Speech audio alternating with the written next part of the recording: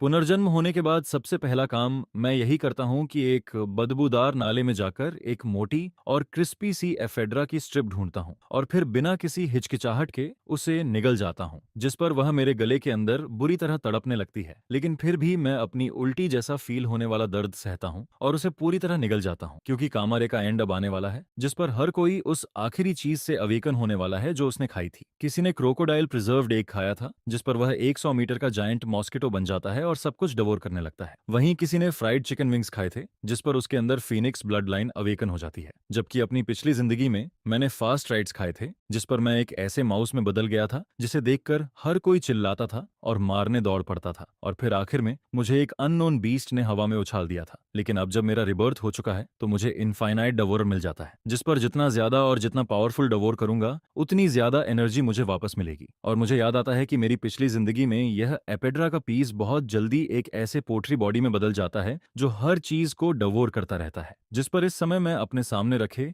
Glass box को देखता हूँ, जिसके अंदर एक क्रिम्सन कलर की एपेड्रा पड़ी होती है। उसका मोटा शरीर लगातार हिलता और मचलता रहता है। वह बिल्कुल किसी रेड इंसेक्ट जैसी दिखती है और मुझे पता होता है कि अगर मैं इसे डवोर कर लूं तो मैं और भी ज्यादा स्ट्रांग बन सकता हूं। जिस पर मैं सोचता हूं कि अब बचा ही क्या है, अगर अभी नहीं किया तो सब खत्म हो जाएगा। यह सोचकर मेरा दिल पूरी तरह शांत हो जाता है। फिर मैं अपनी स्लीव ऊपर करता हूं और ग्लास बॉक्स के अंदर हाथ डालता हूं ताकि उस म्यूटेंट एपेड्रा को पकड़ सकूं। लेकिन वह म्यूटेंट एपेड्रा लगातार पलटती और मचलती रहती है, जिस पर वह न सिर्फ मेरा हाथ खींचने लगती है बल्कि मेरी उंगली को भी काट लेती है। और फिर बॉक्स के अंदर खून फैलने लगता है, जिस पर फ्रेश ब्लड की स्मेल मिलते ही म्यूटेंट एपेड्रा और भी ज्यादा पागल हो जाती है। यह देखकर मैं तुरंत अपना गुस्सा दबा लेता हूँ, फिर तेजी से उस एफेड्रा को पकड़ता हूँ और एक जोरदार बाइट के साथ उसे सीधे अपने पेट में निगल जाता हूँ। जिसके तुरंत बाद मेरे दिमाग में एक आवाज गूंजती है, congratulations to host for successfully devouring the mutant ephedra, gene sequence successfully extracted. जिस पर मैं तुरंत देखने लगता हूँ कि यह नई सीक्वेंस मुझे क्या देने वाली है। तभी मैं देखता हूँ कि मेरी उंगली से जो मांस और फ्लैश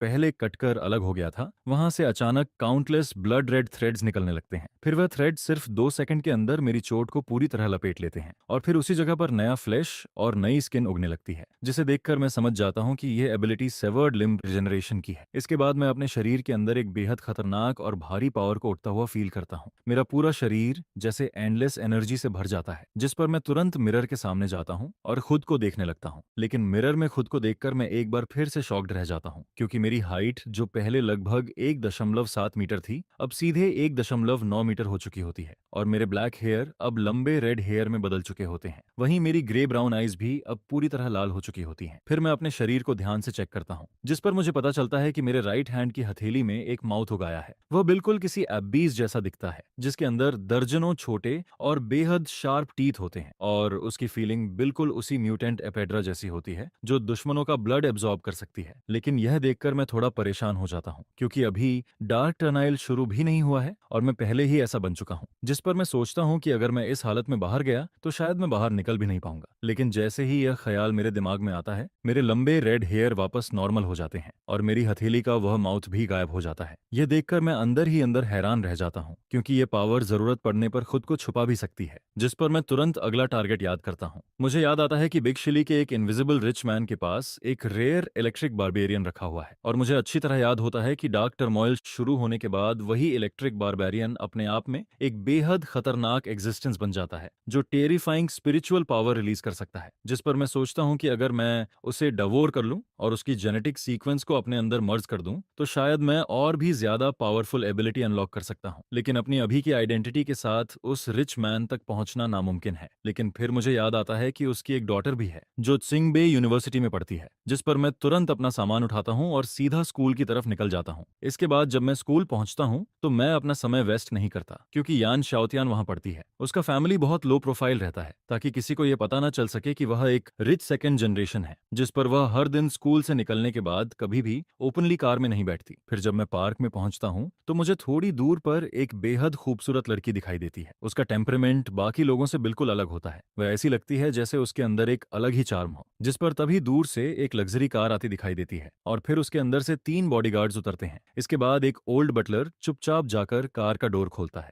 और यान शाओतियान कार में बैठकर जाने ही वाली होती है। तभी मैं सीधे उनके सामने निकलकर आ जाता हूँ। फिर मैं आराम से उन सिक्योरिटी गार्ड्स की तरफ देखकर कहता हूँ, ये सब गलत लग रहा है, ये तो किडनैपिंग जैसा है। जिस पर यान शियाओतियान मेरी तरफ बिल्कुल इंडिफरेंट एक्सप्रेशन के साथ देखती है, क्योंकि उसे लगता है कि उसके ये तीनों बॉडीगार्ड्स प्रोफेशनल हैं और ये सब मिलिट्री वेटरन्स हैं जो कई लेयर्स की स्क्रीनिंग के बाद उसके पर्सनल बॉडीगार्ड्स बने हैं। लेकिन फिर मैं बिना कुछ बोले कैजुअली एक पंच मारता हूँ, जिस पर उस बॉडीगार्ड का चेहरा तुरंत मुड़ जाता है और वह बिना चीखे सीधे 5 मीटर दूर जाकर उड़ जाता है। फिर वह पीछे वाले ट्री से जाकर टकराता है और उसी वक्त बेहोश हो जाता है। यह देखकर यान शियाओतियान की आंखें शौक में बड़ी हो जाती हैं, जबकि बाकी बचे दो बॉडीगार्ड्स भी पूरी तरह डर जाते हैं, क्योंकि उनके सामने मैं सिर्फ एक पंच मारकर किसी को 5 मीटर दूर उड़ा देता हूँ। जिस पर वे दोनों सोचने लगते हैं कि क्या यह सच में इंसान है। वहीं मैं खुद भी थोड़ा शॉक्ड हो जाता हूँ, क्योंकि मुझे उम्मीद नहीं थी कि मेरी ताकत इतनी ज्यादा बढ़ चुकी है। इसके बाद मैं खुद रोल्स रॉयस के पास जाता हूँ। फिर पहले हल्का सा किक मारकर उसकी मजबूती चेक करता हूँ, लेकिन अगले ही पल मैं पूरी ताकत से अपनी टांग घुमाता हूँ और सीधे रोल्स रॉयस पर किक मार देता हूँ, जिस पर पूरी कार लगभग 3 मीटर दूर खिसक जाती है और फिर उसकी साइड डोर बुरी तरह अंदर धंस जाती है और पूरी तरह डिफॉर्म हो जाती है। यह देखकर वहां मौजूद हर इंसान का चेहरा सुन्न पड़ जाता है, जबकि यान शियाओतियान पूरी तरह स्टैंडर्ड खड़ी रह जाती है और बाकी दोनों बॉडीगार्ड्स डर के मारे सीधे जमीन पर गिर जाते हैं। लेकिन मैं उन्हें इग्नोर करता हूँ और सीधे यान शियाओतियान के सामने जाकर खड़ा हो जाता हूँ, जिस पर वह घबराकर कहती है, तुम क्या चाहते हो, किडनैपिंग या रॉबरी? अगर तुम्हें पैसे चाहिए तो मैं अभी यान नानजी को कॉल करती हूँ, जिस पर वह रेयर इलेक्ट्रिक बारबेरियन भेज देगा। जिस रेयर इलेक्ट्रिक बारबेरियन को उसने कलेक्ट किया था वही मुझे चाहिए। एक हाथ से बारबेरियन दो और दूसरे हाथ से अपनी जान बचाओ। यह सुनकर यान शाओतियान पूरी तरह कंफ्यूज हो जाती है। उसका दिमाग बिल्कुल काम नहीं करता, क्योंकि उसे लगता है कि मैं उसे किडनैप करने की पूरी कोशिश कर रहा हूँ। लेकिन आखिर में पता चलता है कि मुझे सिर्फ वही रेयर इलेक्ट्रिक बारबेरियन चाहिए जिसे उसके फादर ने कलेक्ट करके रखा है। लेकिन इस समय सिचुएशन बहुत क्रिटिकल होती है, जिस पर यान शाओतियान मजबूरी में अपना मोबाइल निकालती है और फिर यान नानजी को कॉल करके जल्दी से पूरी सिचुएशन और मेरी डिमांड बता देती है। उसी समय टिएनशेंग ग्रुप के कॉन्फ्रेंस रूम में एक मिडिल एज्ड आदमी बैठा होता है, जिसके चेहरे पर अथॉरिटी साफ दिखाई देती है। लेकिन जैसे ही उसे यह कॉल मिलती है उसका एक्सप्रेशन तुरंत बदल जाता है, जैसे किसी ने उसके सबसे बड़े एनिमी को छू लिया हो। वह तुरंत गुस्से में बोलता है, दारू सिटी में किसी की हिम्मत कैसे हुई कि मेरी बेटी को हाथ लगाए? तुरंत मिलिट्री को इन्फॉर्म करो, उन्हें बोलो कि अपने सबसे इलीट लोग भेजें और अभी के अभी भेजें। इसके बाद वह फिर बोलता है, साथ ही दारू सिटी की सबसे हाई लेवल मेडिकल टीम को भी बुलाओ। उन्हें बोलो कि सबसे बेस्ट इक्विपमेंट लेकर आएं, फिर एक जगह फिक्स करके स्टैंड बाय पर रहें ताकि इमरजेंसी में तुरंत रिस्पॉन्स दिया जा सके।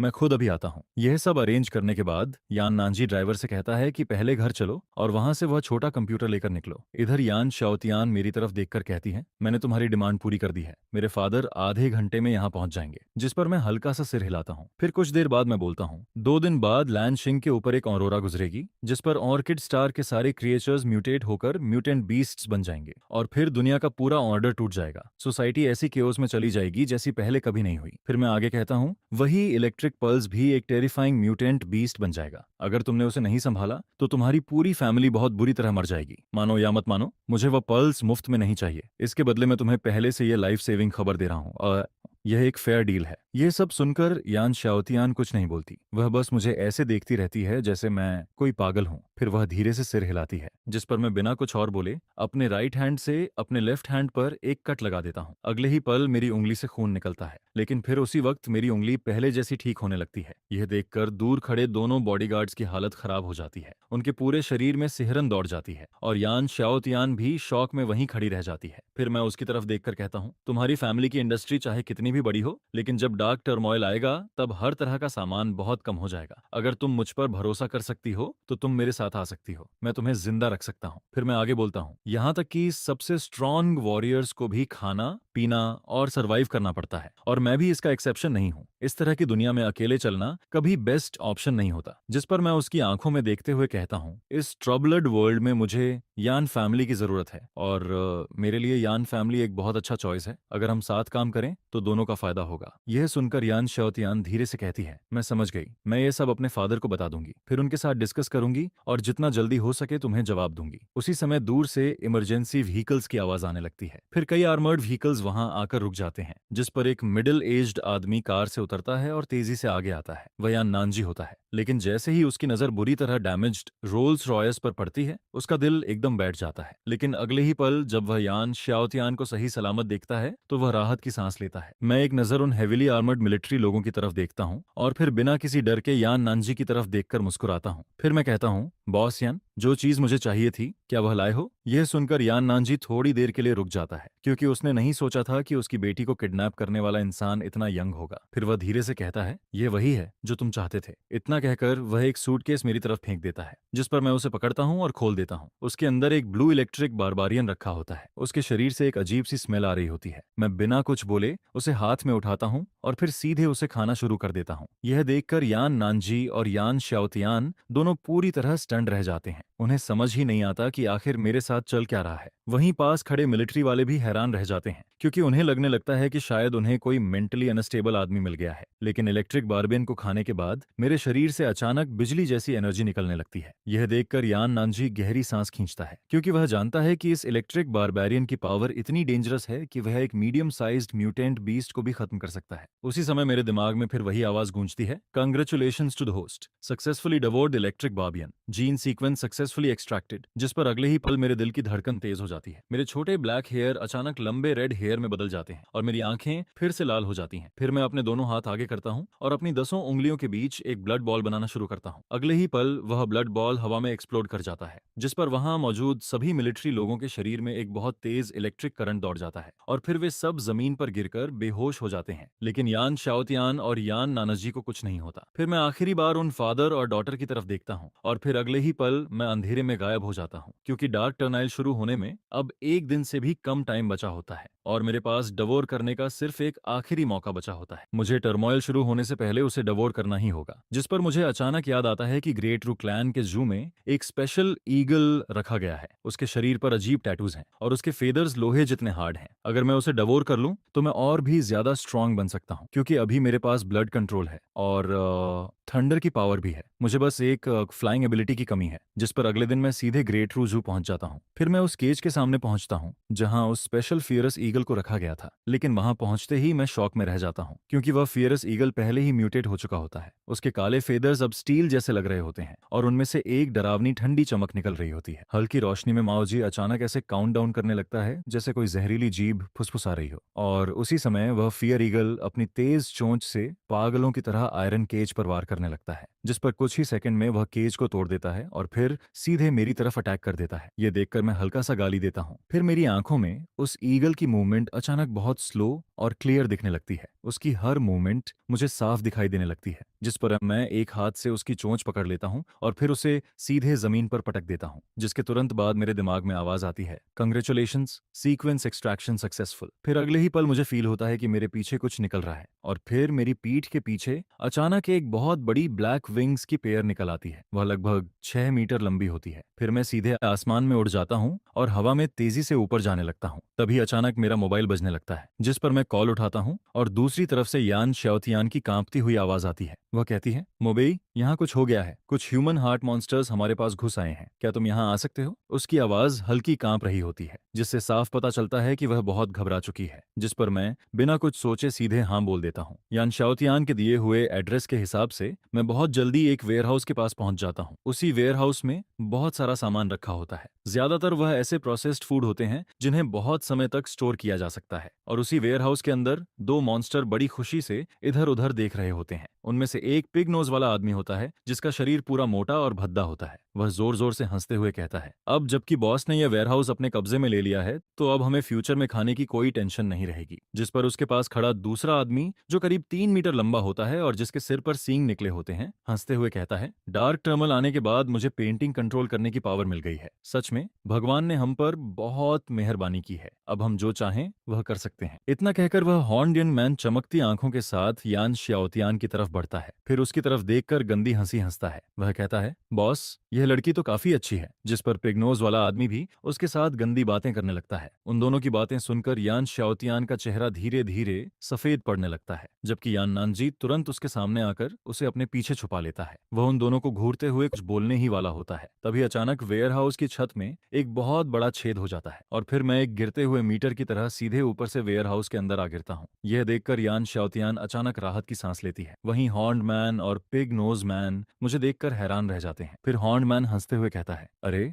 मुझे लगा यहाँ सिर्फ हम ही ऐसे लोग हैं जिन्हें भगवान का फेवर मिला है, लेकिन लगता है तुम्हें भी कुछ मिला है। फिर वह मेरी तरफ देखकर कहता है, बच्चे, समझदारी इसी में है कि हमारे काम में मत पड़ो, नहीं तो तुम्हारे लिए अच्छा नहीं होगा। लेकिन मैं उन दोनों की बात का कोई जवाब नहीं देता, क्योंकि मुझे इन दोनों स्कम्बैग्स से बात करने का कोई शौक नहीं होता, जिस पर अगले ही पल मैं सीधे एक स्लैप मारता हूँ और सिर्फ उसी एक स्लैप में वह हॉन्टेड मैन वहीं मर जाता है। यह देखकर पूरा वेयर हाउस अचानक शांत हो जाता है। कोने में छुपे हुए वर्कर्स पूरी तरह शॉक में आ जाते हैं। उन्हें अपनी आंखों पर भरोसा नहीं होता, क्योंकि जिन दो मॉन्स्टर्स से वह अभी तक डर रहे थे उनमें से एक को मैंने सिर्फ एक थप्पड़ में खत्म कर दिया था। इसके बाद मैं धीरे धीरे यान शाओतियान और यान नानजी के पास जाता हूँ। यान नानजी अभी भी यान शाओतियान को अपने पीछे छुपाकर खड़ा होता है, जिस पर मैं उसकी तरफ देखकर पूछता हूँ, पिछली बार जो बात हुई थी उसके बारे में क्या सोचा? यह सुनकर दोनों कुछ देर तक चुप रहते हैं। फिर यान शाओतियान धीरे से पूछती है, अगर हम तुम्हारे साथ काम ना करें तो क्या तुम हमें खा जाओगे? यह सुनकर मैं सीधे बोलता हूँ, मुझे इंसानों को खाने में कोई इंटरेस्ट नहीं है, लेकिन डार्क टर्नाइल बहुत जल्दी शुरू होने वाला है। अभी तुम्हारा क्या प्लान है? यह सुनते ही वहां मौजूद सभी लोग राहत की सांस लेते हैं। फिर उनमें से कोई कहता है, अगर मोबेई नहीं आता तो हम सब अभी तक मर चुके होते। अब हमें क्या करना चाहिए? हम सब तुम्हारी बात मानेंगे। यान नानजी भी मेरी तरफ ऐसे देखता है जैसे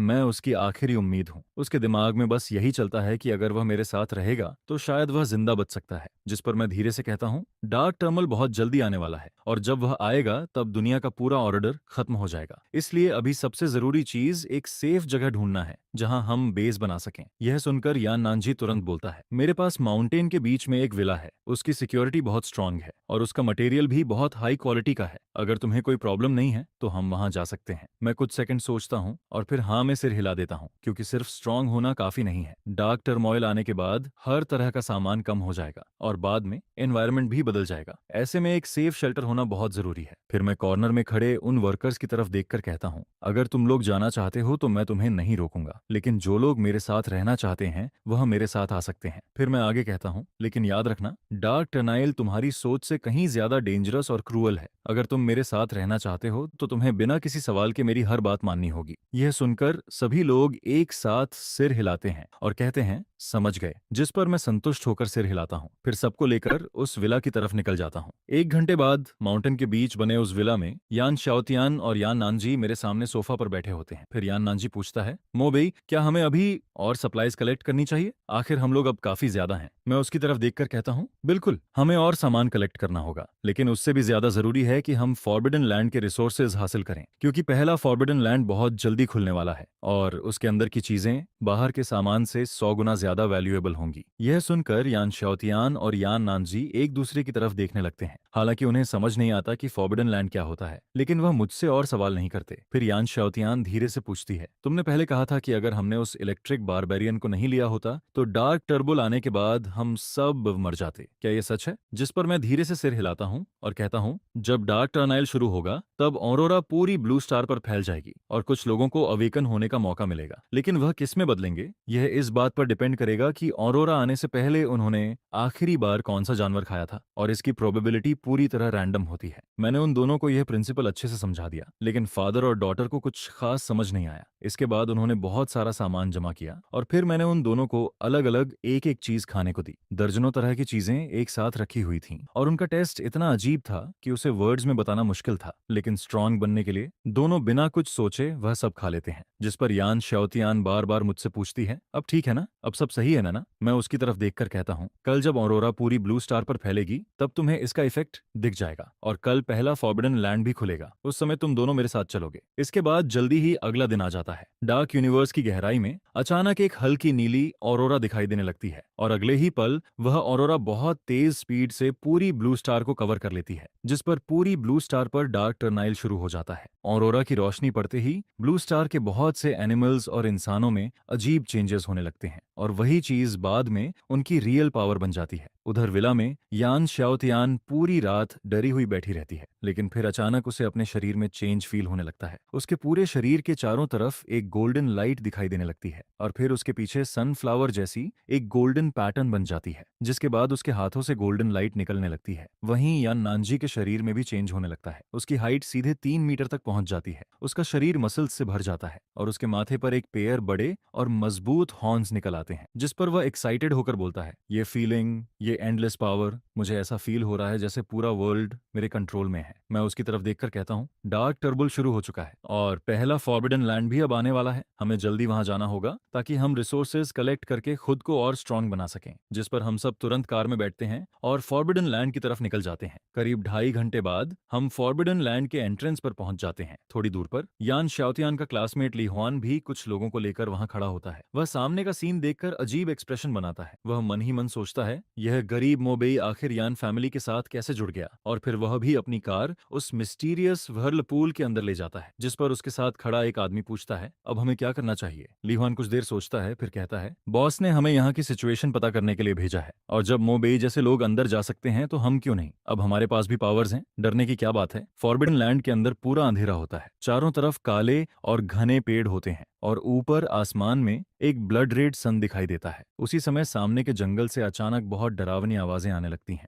जैसे कोई रो रहा हो या कोई भेड़िया चिल्ला रहा हो। यह सुनकर कार में बैठे सभी लोग डरकर एक दूसरे के पास आ जाते हैं। फिर मैं शांत आवाज में कहता हूँ, फॉरबिडन लैंड में डार्क साउंड स्पिरिट्स होते हैं, तुम उन्हें एलियन क्रिएचर्स की तरह समझ सकते हो। इसके बाद मैं धीरे से ब्रेक लगाता हूँ और यान नानजी की तरफ देखकर कहता हूँ, बॉस यान, अब आप कार चलाओ, मैं आगे रास्ता साफ करता हूँ। यान नानजी कुछ समझ पाता उससे पहले ही मैं कार से बाहर कूद जाता हूँ। अगले ही पल सामने के फॉग के अंदर से कई काले साए बाहर निकल आते हैं। वे सभी करीब 2 मीटर लंबे होते हैं। उनके शरीर पर काला धुआं लिपटा होता है और देखने से ही साफ पता चलता है कि वे नॉर्मल इंसान नहीं हैं। यह देखकर यान नानजी घबरा जाता है। फिर वो बोलता है, मोबेई, चाहे तुम कितने भी स्ट्रांग हो लेकिन सामने वाले बहुत ज्यादा हैं। मैं भी नीचे उतरकर तुम्हारी मदद करता हूँ। शाओतियान, तुम कार चलाना। इतना कहकर वह कार का डोर खोलने ही वाला होता है, लेकिन तभी मैं बस अपना हाथ आगे बढ़ाता हूँ और अगले ही पल सामने खड़े 6 डार्क साउंड स्पिरिट्स वहीं फट जाते हैं। उनके शरीर ऐसे टूटते हैं कि वहां खून का एक कतरा तक नहीं बचता। यह देखकर यान नानजी कार का डोर खोलते खोलते रुक जाता है। उसका पूरा चेहरा शॉक से भर जाता है, क्योंकि जिस डार्क साउंड स्पिरिट का नाम सुनकर ही लोग डर जाते हैं, उसे मैंने सिर्फ एक हाथ से खत्म कर दिया था। वहीं यान शाओतियान की आंखें चमकने लगती हैं। वह मेरी तरफ देखती है और मुझे एक हाथ से डार्क साउंड स्पिरिट को खत्म करते देखकर उसके अंदर एक्साइटमेंट भर जाती है। लेकिन मैं बिना रुके आगे बढ़ता रहता हूँ, क्योंकि पहले फॉरबिडन लैंड के ये डार्क साउंड स्पिरिट्स ज्यादा स्ट्रांग नहीं होते और ऊपर से मेरे पास वह पावर्स हैं जो मुझे 3 दिन पहले ही मिल चुकी हैं।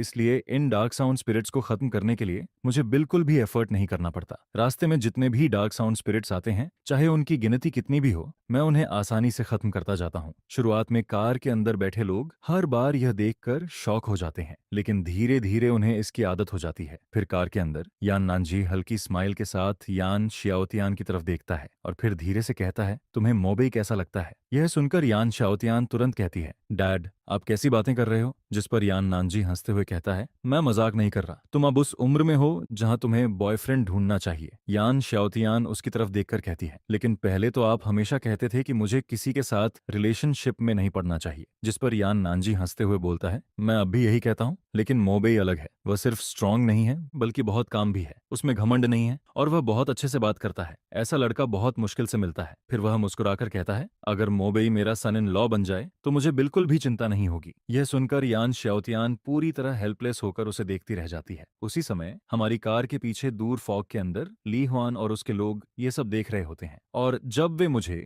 एक के बाद एक डार्क साउंड स्पिरिट्स को सेकंडों में खत्म करते हुए देखते हैं, तो वहां मौजूद हर इंसान की आंखें शौक से बड़ी हो जाती हैं। उन सबके दिल में बहुत कुछ चल रहा होता है। जिस पर ली हुआन तो इतना ज्यादा गुस्से में होता है कि वह अपने दांत पीसते हुए खड़ा रहता है। यह बैस्टर्ड सच में सुपर पावर हासिल कर लेता है और सबसे बड़ी बात तो यह होती है कि अब वह मुझसे भी ज्यादा स्ट्रांग बन चुका है। यह सोचकर ली हुआन के अंदर और भी ज्यादा जलन होने लगती है। जिस पर उसके पास खड़ा एक छोटा भाई जल्दी से पूछता है, अब हम क्या करें। यह सुनकर ली हुआन एक लंबी और भारी सांस छोड़ता है और फिर कहता है, भले ही ये किड पावरफुल हो गया है, लेकिन आखिर में ये अभी भी एक इंसान ही है। इंसानों की अपनी लिमिट्स होती हैं। अगर ये ऐसे ही लगातार लड़ता रहेगा तो देर सवेर इसकी ताकत खत्म हो जाएगी। जिस पर वह आगे कहता है, इसलिए अभी हम इसका पीछा करते हैं और जब हमें कोई रियल में अच्छी चीज मिलती है तब हम उसे छीन लेंगे। तब तक इसकी सारी एनर्जी खत्म हो चुकी होगी और हमारे पास अभी भी 5 लोग हैं। ऐसा नहीं हो सकता कि हम मिलकर भी इसे हरा ना पाएं। इसके बाद मैं लगातार आगे का रास्ता साफ करता रहता हूँ। जिस पर जब मैं फिर से डार्क साउंड के एक बड़े ग्रुप को खत्म करता हूँ, तब मैं पीछे की तरफ देखकर हल्का सा स्मार्क करता हूँ। अब मेरी सेंसेस आम इंसानों से बहुत आगे जा चुकी होती हैं। मैं काफी पहले ही ली हुआन और उसके लोगों की मौजूदगी महसूस कर चुका होता हूँ और साथ ही उनके दिमाग में क्या चल रहा है यह भी समझ चुका होता हूँ। फिर धीरे धीरे 1 घंटा बीत जाता है जिस पर मुझे खुद भी याद नहीं रहता कि मैंने कितने डार्क साउंड फॉरेस्ट्स को खत्म किया है। लेकिन अफसोस की बात यह होती है कि ये डार्क साउंड फॉरेस्ट्स उस तरह के मॉन्स्टर नहीं होते जो मुझे एक साथ कई लेवल ऊपर पहुंचा दें, नहीं तो अब तक मैं लगातार कई लेवल ऊपर जा चुका होता। इसके बाद ट्रक मेरे पीछे पीछे चलते हुए एक पत्थर के बड़े प्लेटफॉर्म के सामने आकर रुकता है, जिस पर उस प्लेटफॉर्म के ऊपर पुराने और बेहद कॉम्प्लिकेटेड पैटर्न्स बने हुए होते हैं और उनमें से लाल रंग की रोशनी निकल रही होती है जैसे कि वह खुद जिंदा हो। यह देखकर यान श्योतियान और उसकी बेटी ट्रक से नीचे उतरते हैं और उस प्लेटफॉर्म की तरफ देखने लगते हैं। तभी उन्हें वहां बहुत सारी ऐसी मेटल्स दिखाई देती हैं जिन पर काले रंग की चमक होती है और वह धीरे धीरे लाइट छोड़ रही होती हैं, जिस पर यान श्योतियान तुरंत कहता है, यह किंगकांग मेटल है। यह बिल्डिंग के लिए सबसे बेस्ट मटेरियल में से एक है। इसकी क्वालिटी और डेंसिटी ब्लू स्टार पर मौजूद बाकी सभी मटेरियल्स से कहीं ज्यादा है। अगर हम इसे वापस ले जाएं तो विला को और भी ज्यादा स्ट्रांग बना सकते हैं। यह सुनते ही यान नानजी बिल्कुल भी समय बर्बाद नहीं करती। वह तुरंत ट्रक का पिछला डोर खोलती है और वर्कर्स को बाहर निकलकर सामान उठाने के लिए कहती है। लेकिन उसी समय अंधेरे के अंदर छिपे हुए लोग भी यह सब देख रहे होते हैं, जिस पर उनमें से एक आदमी धीरे से कहता है, ब्रोदरली, घर के सामने रखी यह काली चीजें बिल्कुल सिंपल नहीं लग रही हैं। क्या अब हमें मूव करना चाहिए? यह सुनकर ली हुआन कुछ देर सोचता है, फिर वह धीरे से सिर हिलाता है और कुछ बोलने ही वाला होता है। तभी ज्यादा दूर नहीं, फॉग के अंदर से अचानक हंसी की आवाज आने लगती है, जिस पर फॉग के अंदर से 3 आदमी और 2 औरतें स्वैगर करते हुए बाहर आते हैं। उनमें से एक हंसते हुए कहता है, अब तुम्हारे पास ताकत नहीं बची होगी। तुम अकेले हो और हम 5 लोग हैं। तुम हमारा मुकाबला बिल्कुल नहीं कर सकते। जिसके बाद उन लोगों में से एक पीले बालों वाला आदमी अचानक अपना बॉडी बड़ा करने लगता है। कुछ ही सेकंड में उसका पूरा शरीर 3 मीटर लंबा हो जाता है। उसका चेहरा भी धीरे धीरे बदलकर एक पिग हेड में बदलने लगता है। वह भारी कदमों से हमारी तरफ चलना शुरू करता है और हर कदम के साथ जमीन पर डल आवाज गूंजती रहती है, जिस पर ब्लड रेड आसमान की रोशनी उसके पिग फेस पर पड़ती है और उसका दबाव और भी ज्यादा खतरनाक लगने लगता है। यह देखकर मैं सिर्फ ठंडी हंसी हंसता हूँ। अगले ही पल मेरी पीठ के पीछे काले और नीले रंग के बड़े फेदर्स निकल आते हैं, जिनके ऊपर इलेक्ट्रिक करंट दौड़ रहा होता है। उनके निकलते ही हवा में सिजिल की आवाज गूंजने लगती है और फिर अगले ही सेकंड एक जोरदार धमाके के साथ वह 3 मीटर लंबा आदमी जमीन पर गिर जाता है, जिस पर उसका पूरा शरीर कांपने लगता है और उसके मुंह से खून निकलने लगता है। बाकी लोग यह देखकर पूरी तरह डर जाते हैं, जिस पर मैं उन्हें देखते हुए धीरे से कहता हूँ, तुम लोग सिर्फ इंसानों को मारना जानते हो, लेकिन अब डार्क टर्मोइल ऑफिशियली शुरू हो चुका है। इसके बाद मैं धीरे से हाथ उठाता हूँ और मेरे पीछे मौजूद काले फेदर्स हल्के से हिलते हैं, जिस पर उनमें से कुछ फेदर्स हवा को चीरते हुए तेजी से आगे बढ़ते हैं। बाकी लोग कुछ समझ भी नहीं पाते कि तभी उन फेदर्स के अंदर भरा हुआ पावरफुल इलेक्ट्रिक करंट एकदम से फूट पड़ता है, जिस पर सामने खड़े कई लोग चीखते हुए जमीन पर गिर जाते हैं। उसी समय अंधेरे में छिपे हुए ली हुआन के साथी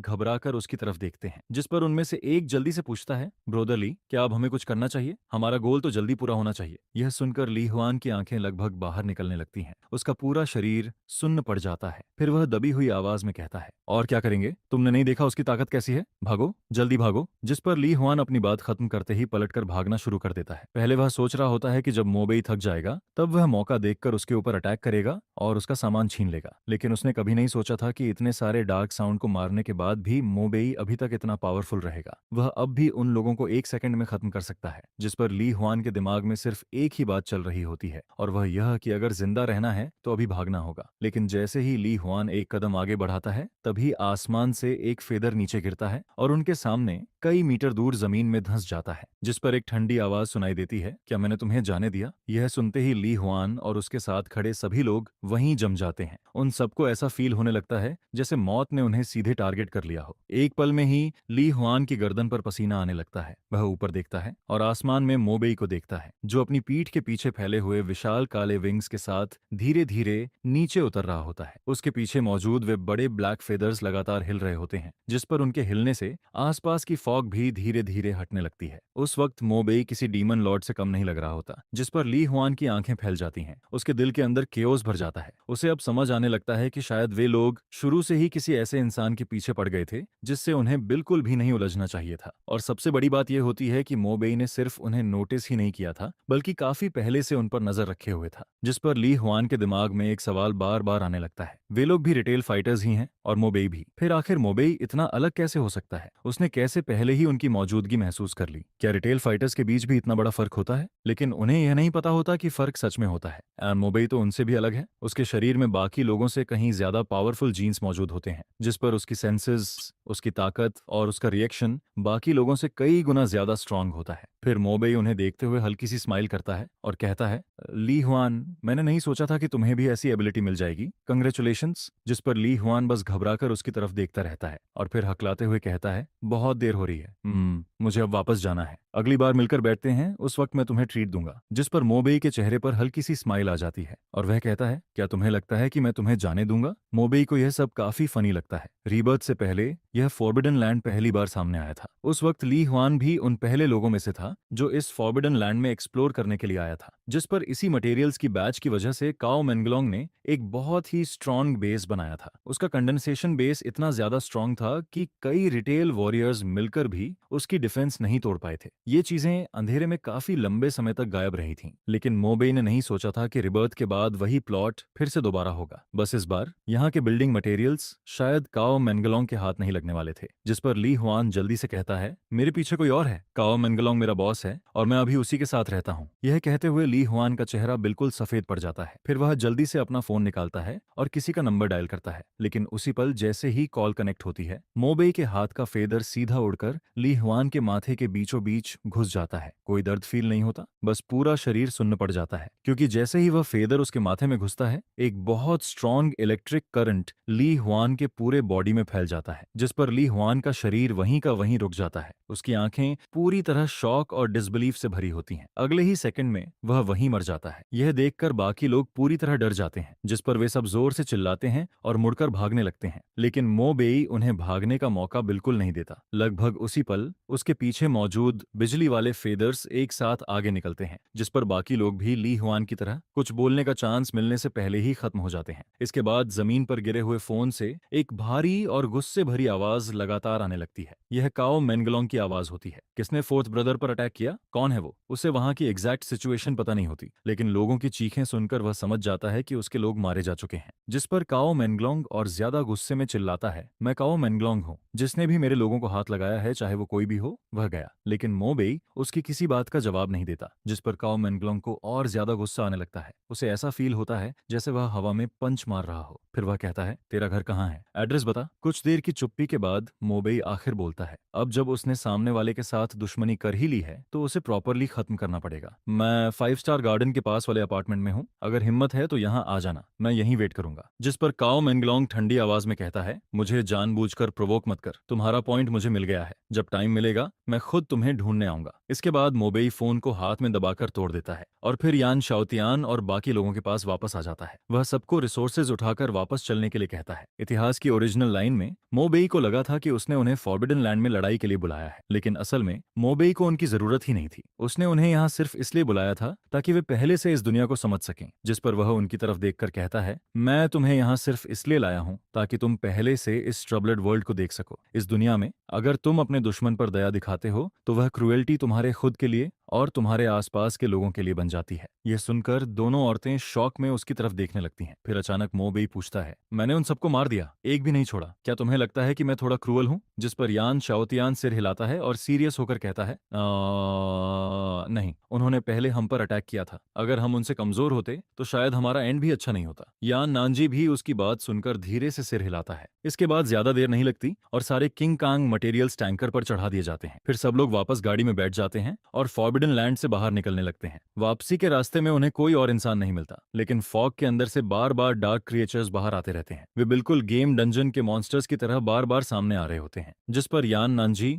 मोबेई को इन डार्क क्रिएचर्स को आसानी से खत्म करते हुए देखकर खुद भी ट्राई करने का सोचता है। फिर वह अपना बॉडी टाइट करता है, उसकी पूरी मसल्स फूल जाती हैं और उसका शरीर अचानक 3 मीटर तक बड़ा हो जाता है। उसके ऊपर का सूट फट जाता है और उसके माथे पर 2 बड़े हॉर्न्स निकल आते हैं। इसके बाद वह जोर से दहाड़ता है और एक डार्क क्रिएचर की तरफ भागता है। फिर अपने शार्प हॉर्न्स से उसके बॉडी पर जोरदार अटैक करता है, लेकिन अगले ही पल यान नानजी शॉक हो जाता है, क्योंकि डार्क क्रिएचर को ज्यादा फर्क ही नहीं पड़ता। जिस पर वह जल्दी से उसके सिर पर पंच मारता है, लेकिन वह फास्ट होता है और डार्क क्रीचर उससे भी ज्यादा फास्ट निकलता है। अगले ही सेकंड वह अपना हाथ घुमाकर यान नानजी के चेहरे पर जोरदार थप्पड़ मार देता है, जिस पर यान नानजी सीधे पीछे की तरफ उड़ जाता है। ड्राइवर सीट पर बैठा यान शियाओतियान यह देखकर अपना मुंह खोलकर रह जाता है। उसका पूरा बॉडी सुन्न पड़ जाता है। उसे यकीन ही नहीं होता कि उसके पिता को एक डार्क क्रिएटर ने थप्पड़ मार दिया। लेकिन मोबेई के लिए यह कोई सरप्राइज नहीं होता, क्योंकि यान नानजी हमेशा से एक रिच आदमी रहा है। उसे कभी लड़ाई करना नहीं आया और अभी अभी उसे ये पावर मिली है, इसलिए वह अभी तक इस ताकत के साथ प्रॉपरली अडेप्ट भी नहीं कर पाया है। शुरू में मोबेई उन दो डार्क क्रिएचर्स को खुद खत्म करना चाहता है, लेकिन यान नानजी उसे मना कर देता है। काफी मुश्किल से दो डार्क क्रिएचर्स को खत्म करने के बाद जब यान नानजी वापस गाड़ी में आता है, तब उसकी हालत आधी जान निकलने जैसी हो चुकी होती है, जिस पर वह मोबेई की तरफ देखकर कहता है, मोबेई, मैं तुमसे बहुत कम हूँ। मुझे लगा था कि ये डार्क क्रिएचर्स कुछ खास नहीं होंगे, लेकिन अब तो मैंने खुद जोक बनवा लिया। यह कहते हुए वह थोड़ा शर्मिंदा हो जाता है, क्योंकि डार्क क्रिएचर्स की असली ताकत देखने के बाद उसे अब जाकर समझ आता है कि मोबेई कितना ज्यादा स्ट्रांग है। एक इंसान होकर भी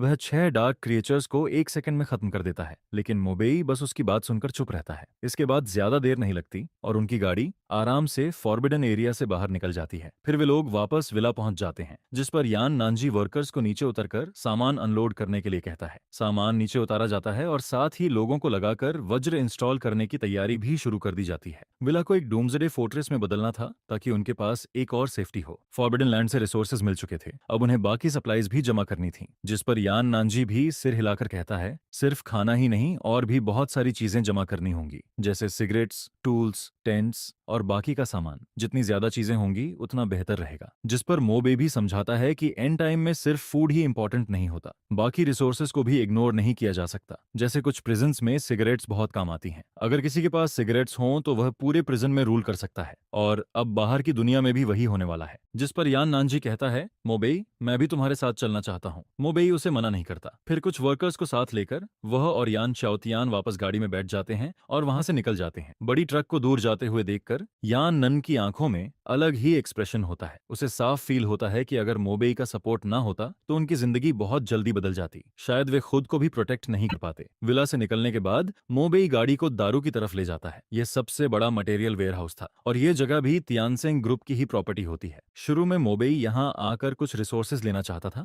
लेकिन रास्ता काफी लंबा था, इसलिए उसने पहले इसे छोड़ दिया था। लेकिन जैसे ही ट्रक आगे बढ़ती है, अचानक रास्ते में एक डरावनी सी बूढ़ी औरत सामने आ जाती है। वह सीधा ट्रक के आगे लेट जाती है और जमीन पर गिरकर जोर जोर से चिल्लाने लगती है, अरे किसी ने मुझे मार दिया, सब लोग देखो, मुझे कॉम्पेंसेशन चाहिए। कैबिन में बैठा यान शाओतियान यह देखकर थोड़ा शॉक हो जाता है। फिर वह कहता है, क्या मैं नीचे उतरकर इसे हैंडल करूं? लेकिन मोबेई सीधा कहता है, नहीं। इसके बाद वह एक्सेलरेटर पर पैर रख देता है। ट्रक जोर से गरजती है और सीधा उस बूढ़ी औरत की तरफ बढ़ जाती है, जिस पर वह बूढ़ी औरत एकदम डर जाती है और तुरंत रास्ते से हट जाती है। इस छोटे से इंसिडेंट के बाद मोबेई और बाकी लोग सक्सेसफुली वेयरहाउस तक पहुंच जाते हैं, लेकिन वेयरहाउस के बाहर पहुंचकर वे देखते हैं कि गेट के पास का सिक्योरिटी रूम पूरी तरह खाली पड़ा है और जो आयरन गेट पहले बंद थी वह बुरी तरह मुड़ी हुई होती है। ऐसा लग रहा होता है जैसे किसी ने उसे फोर्स से तोड़ दिया हो। जिस पर यान शाओतियान धीरे से कहता है, लगता है कोई हमसे पहले यहाँ आ चुका है। मोबेई सिर हिलाता है और दोनों अंदर की तरफ बढ़ते हैं। वेयरहाउस के अंदर जाकर वे देखते हैं कि जो शेल्व्स पहले सामान से भरी हुई थीं, अब पूरी तरह खाली पड़ी हैं। पूरा बड़ा वेयरहाउस लगभग साफ हो चुका होता है, लेकिन सामने अभी भी दो लोग एक बहुत बड़ा कंटेनर उठाकर ले जा रहे होते हैं। ये कंटेनर बिल्कुल पोर्ट वाले बड़े टिन बॉक्स जैसा होता है। नॉर्मली इसे उठाने के लिए क्रेन चाहिए होती है, लेकिन सामने खड़े वे दोनों लोग उसे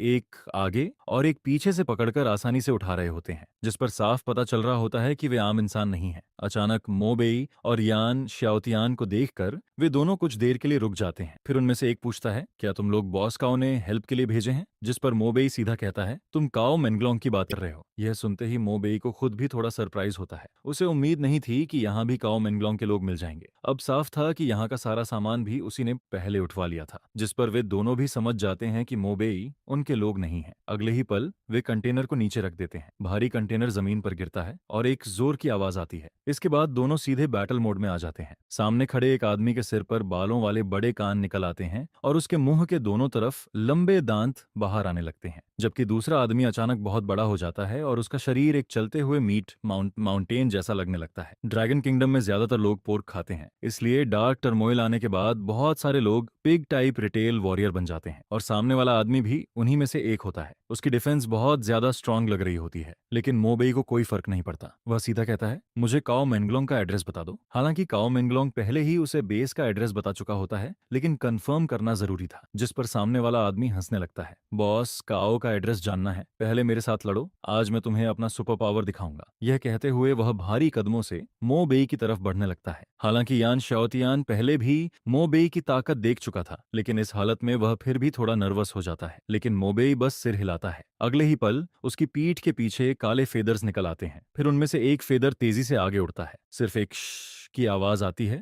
और वह फेदर सीधा उस मीट माउंटेन के शरीर को पार कर जाता है, जिस पर उसके अंदर भरा हुआ स्ट्रॉन्ग इलेक्ट्रिक करंट उसके पूरे शरीर में फैल जाता है। अगले ही सेकंड सामने खड़ा हुआ आदमी जोरदार धमाके के साथ फट जाता है। वह वहीं मर जाता है। ये सब होने के बाद भी मो बेई के चेहरे पर कोई एक्सप्रेशन नहीं आता। वह बिल्कुल काम रहता है। फिर वह दूसरे आदमी की तरफ देखता है और कहता है, अब बता, काओ मेंगलोंग कहाँ है? यह देखकर दूसरा आदमी पूरी तरह डर जाता है। मुझे मत मारो, मैं बता दूंगा, तुम्हें जो जानना है मैं सब बता दूंगा। डर के मारे उसके पैरों के नीचे से पैल येलो लिक्विड धीरे धीरे जमीन पर गिरने लगता है और वहां बदबू फैल जाती है। उसे समझ ही नहीं आ रहा होता कि सामने खड़ा यह इंसान आखिर है क्या, जिस पर वह जल्दी से कहता है, 5 स्टार गार्डन के पास नेबुला अपार्टमेंट, रूम 288। ये सुनकर मो बेई अपना दायां हाथ उठाता है और एक फेदर निकाल लेता है। फिर वह उसे ऐसे ही आगे फेंक देता है। वह फेदर सीधा उड़कर सामने वाले आदमी के माथे में घुस जाता है, जिस पर उसकी आंखें गोल हो जाती हैं और अगले ही पल वह वहीं मर जाता है। फिर मो बेई मुड़ता है और कहता है, चलो 5 स्टार गार्डन चलते हैं। वह अपना ब्लैक रेनकोट समेटता है और यान शाओतियान से चलने के लिए कहता है, जिस पर यान शाओतियान बस खाली नजरों से सिर हिलाता है और चुपचाप मो बेई के पीछे चलने लगता है। उसके सामने खड़ा यह लड़का जरूरत से ज्यादा स्ट्रांग लगता है। उसके पीछे चलते हुए चाहे पहाड़ चढ़ना हो या आग में जाना हो, उसे किसी बात का डर फील नहीं होता। भले ही उसे पता होता है कि मो बेई अब सीधा काओ मेंगलोंग के अड्डे पर जाने वाला है, लेकिन उसके दिल में बिल्कुल भी डर नहीं होता। इसके बाद दोनों वेयरहाउस से बाहर निकलते हैं और वापस गाड़ी में बैठ जाते हैं। नेविगेशन लगाने के बाद वे वहां से निकल जाते हैं। अच्छी बात यह होती है कि अभी डार्क टर्मोइल की शुरुआत ही हुई होती है, इसलिए नेटवर्क पर ज्यादा असर नहीं पड़ा होता और वह अभी भी नॉर्मली काम कर रहा होता है। 5 स्टार गार्डन भी यहाँ से ज्यादा दूर नहीं होता, जिस पर आधे घंटे से भी कम टाइम में वे वहां पहुंच जाते हैं। रास्ते में मो बेई और यान शाओतियान कई सुपरमार्केट्स और मॉल से धुआं निकलता हुआ देखते हैं। कहीं कहीं लड़ाई की आवाजें भी सुनाई देती हैं, लेकिन मो बेई इन सब पर ध्यान नहीं देता। उसके लिए अभी सबसे जरूरी चीज काओ मेंगलोंग को खत्म करना होता है। जैसे ही वे 5 स्टार गार्डन पहुंचते हैं, मो बेई गाड़ी रोकता है। तभी सामने वाले अपार्टमेंट से एक हट्टा कट्टा आदमी बाहर आता है। उसने जैकेट पहन रखी होती है, जिस पर स्नो वुल्फ बना होता है। उसके पीछे उसके कई छोटे भाई भी बाहर निकलते हैं, जिस पर वह आदमी मो बेई को देखकर कहता है, तुम मो बेई हो? मो बेई भी उसकी तरफ देखकर पूछता है, तुम काओ मेंगलोंग हो? आवाज सुनते ही काओ मेंगलोंग तुरंत मो बेई को पहचान लेता है। यही वह आदमी होता है जिसने उसके 5 लोगों को मार दिया था। शुरू में उसे लगा था कि मो बेई बस बातें कर रहा है, लेकिन उसने नहीं सोचा था कि वह सच में खुद उसके सामने आ जाएगा। और सबसे बड़ी बात,